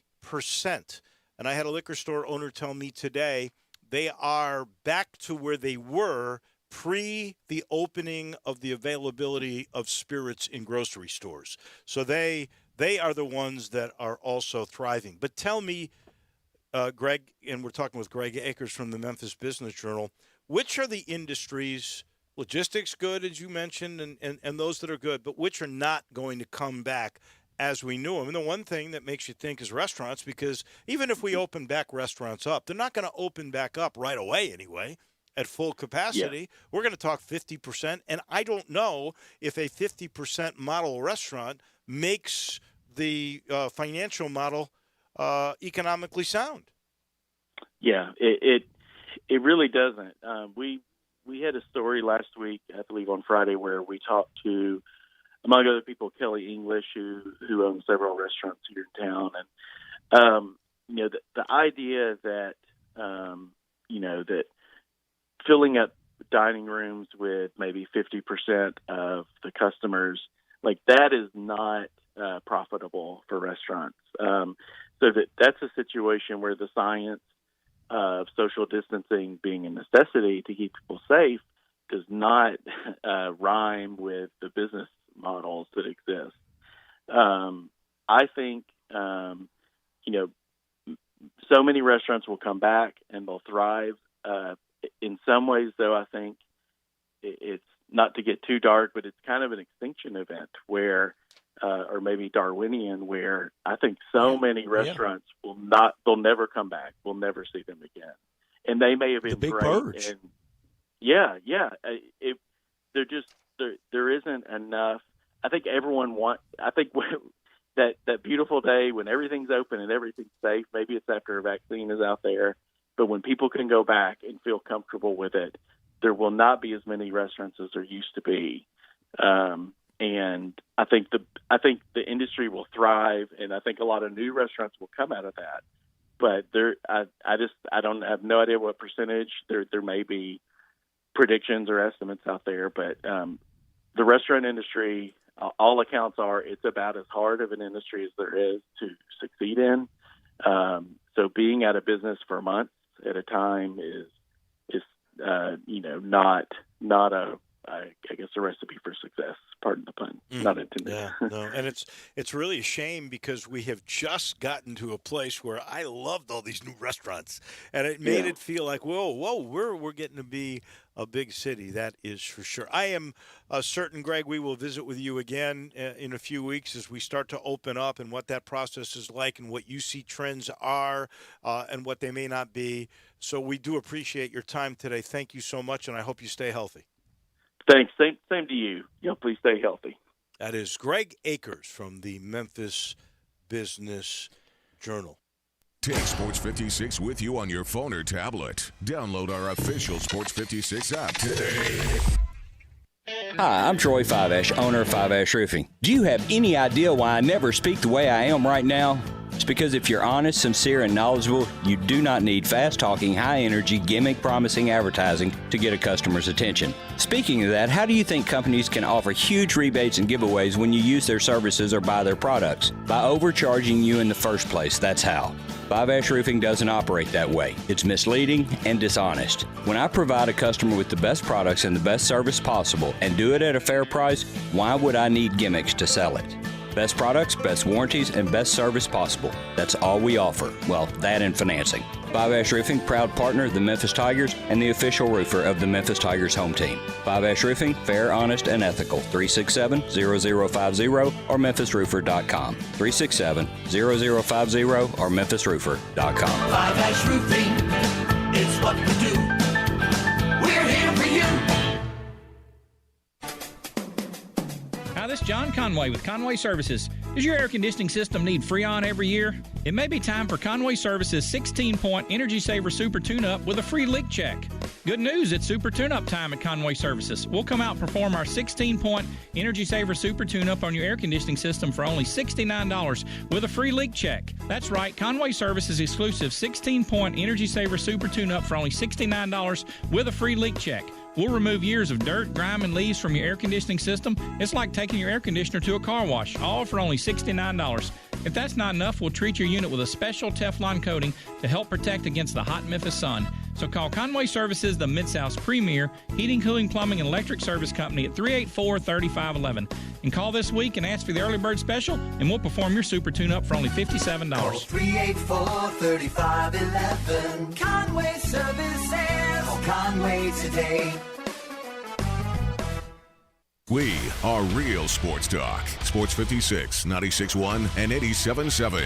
Available on your radio dial at 560 AM, 96.1 FM, and 87.7 FM. As well as online around the world at sports56whbq.com. Take us with you everywhere on your phone or tablet by downloading the Sports 56 app. And at home, tell Google or Alexa to play Sports 56. Wherever you are, stay tuned to real sports talk. Sports 56, 96.1, and 87.7. Welcome back to Sports Time on Sports 56 with Wolo and Stats. This hour of Sports Time is brought to you by DeSoto Auto Sales. Here once again are Dave Wolosian and Brad Norsworthy. On today, we say goodbye to Tyler Harris, but welcome Landers Nolly to the Tiger basketball family. I think on the floor next year, the Tigers have a chance to be dynamic and improved. Mark Wise that joins us during the college basketball season, and he never called names, so I probably shouldn't have referenced him with this comparison, but he cannot stand itty-bitty guards. That's one of the bane of his existence is smaller guards.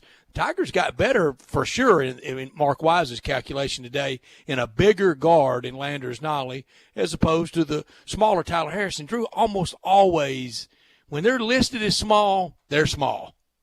Yeah, they really are. I mean, Tyler Harris, I think, depending on which site you're looking at or either through the university itself, is listed anywhere between 6 foot to 6'2", but it's hard for me to say that he even clears 5'11".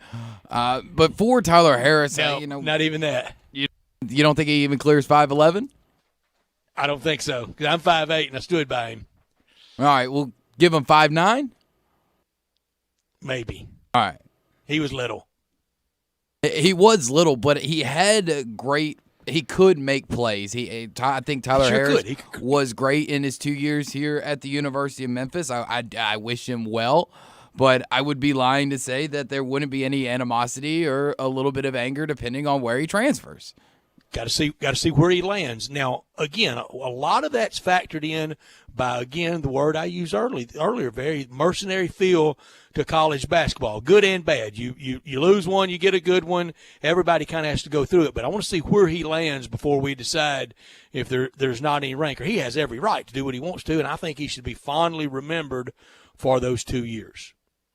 I do too. And the thing is, you would have liked it to gone a little bit better. I don't think it's not nowhere near is it his fault, but the 2 years, the first year coming in with Penny his first year with ALO, getting to the NIT, seeing the progress that was going to happen this year, and then kind of the wheels falling off with Wiseman and everything else that happened, the injuries that happened in the 1920 season. I think when we look back at the Tyler Harris era, if you can even call it that with only 2 years, there are going to be some good memories, but it's not going to be, very heartwarming to really think about. And it's no fault of his own. It's just how the circumstances around him kind of played out. Yeah, and it played out that way. And for an older guard fan, I don't think it should be held against him by any means. But people also remember the Tony Harris recruitment and how that transpired in the 90s. Let's get into Taco Bell Crunch Time.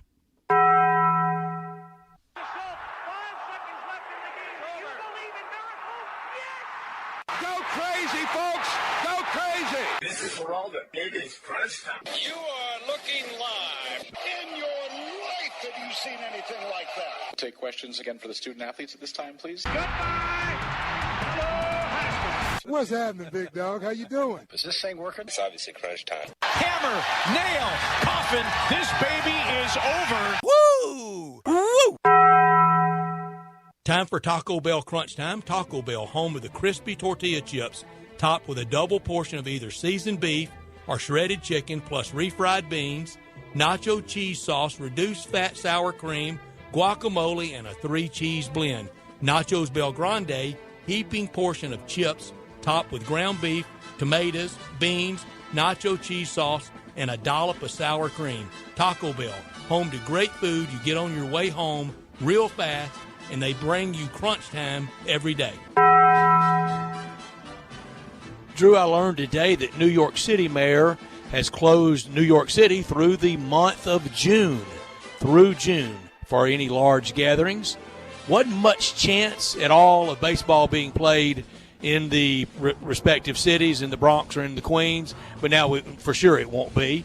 And maybe it can work at a sequestered biodome type setting. It's going to cost a lot of money to try to pull that off for baseball and for the NBA, but that's about the only shot. When you start closing things through June, well, that's pretty simple math. That's half of 2020 already gone. What'd you learn today?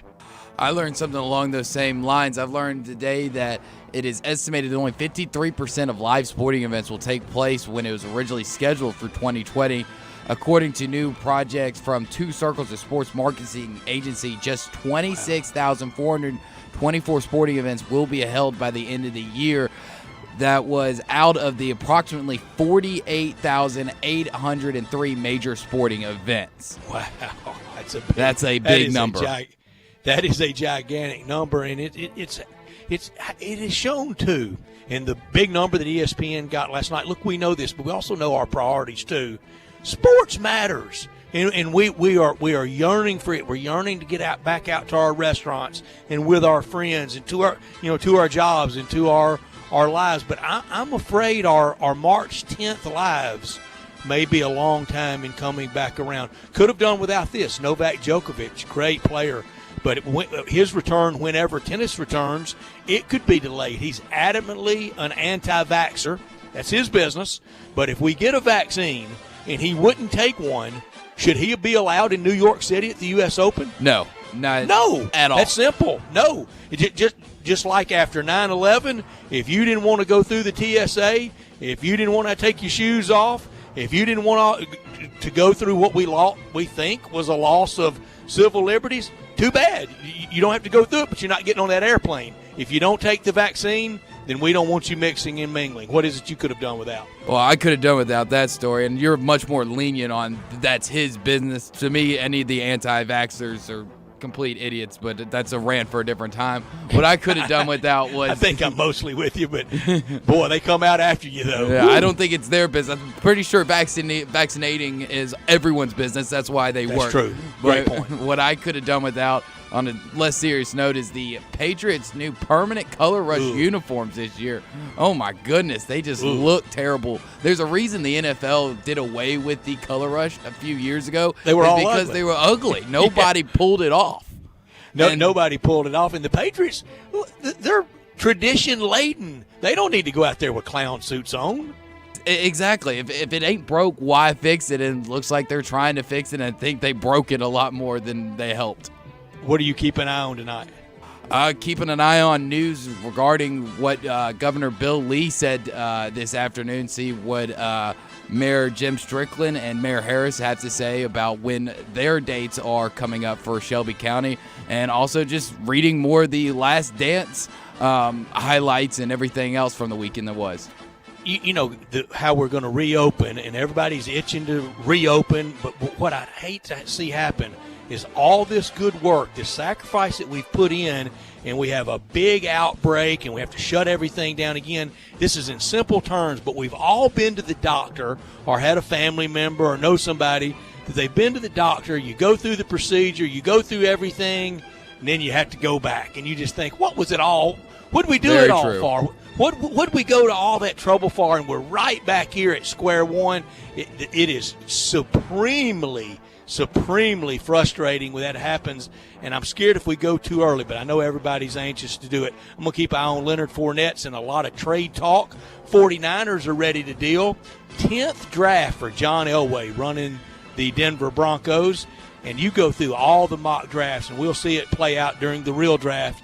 All those Ohio State Buckeye players that get drafted, they have been loaded. What Urban Meyer built there, and now with Ryan Day's continuing there, and throughout most of last year, all three of us, Dave and I for sure, I kind of thought Ohio State was the best team in college football. They ended up not being. They got beaten in the semis by Clemson on a disputed call, and LSU was the best team. They were 15-0. That's the best team, but they've been great. For the decade from 2010 to 2019, Ohio State went 117-18 for an 807 winning percentage. Only lost 18 games in a decade. Sometimes it feels like some teams lose 18 games in a year.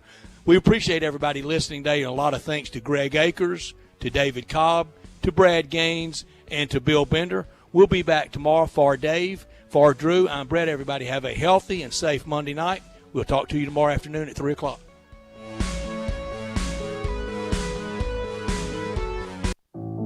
Commitment, dedication, perseverance. At FedEx, our people are our strength. Even during these unprecedented times, we are delivering medical supplies, test kits, and the things you need every day. Helping the world move forward together. Strength, what we deliver by delivering. FedEx. I'm Dr. George Flynn, president of Flynn Broadcasting. On behalf of everyone associated with Flynn Broadcasting, we want to wish you good health, especially in this coronavirus situation. You can be the hero. All you have to do is practice social distancing. That's right, 6 feet away from other people, and you'll be part of the solution, not part of the problem. Also, if you feel ill and have a cough or fever, get tested so you'll know if you have coronavirus or not. I'm Dr. George Flynn with Flynn Broadcasting. We'll keep you connected while you maintain your physical social distance. So keep listening to this Flynn Broadcasting station, because we're in this fight with you, and we're going to help you stay connected. Do you know one of the best things you can do for your employees or family's health? Provide Arctic Clear bottled water. Arctic Clear bottled water is your locally owned and operated bottled water provider. Arctic Clear is 100% natural spring water with free delivery and setup, dependable service, and no long-term contracts. What an easy choice. Call Jeff Manus today, 901-382-2363, or visit arctic-clear.com. Arctic Clear bottled water. Call now, 382-2363. That's 382-2363. We are Sports 56, WHBQ Memphis, WIVG-FM Tunica Memphis, and WPG-FLP Memphis. Flynn Broadcasting Stations.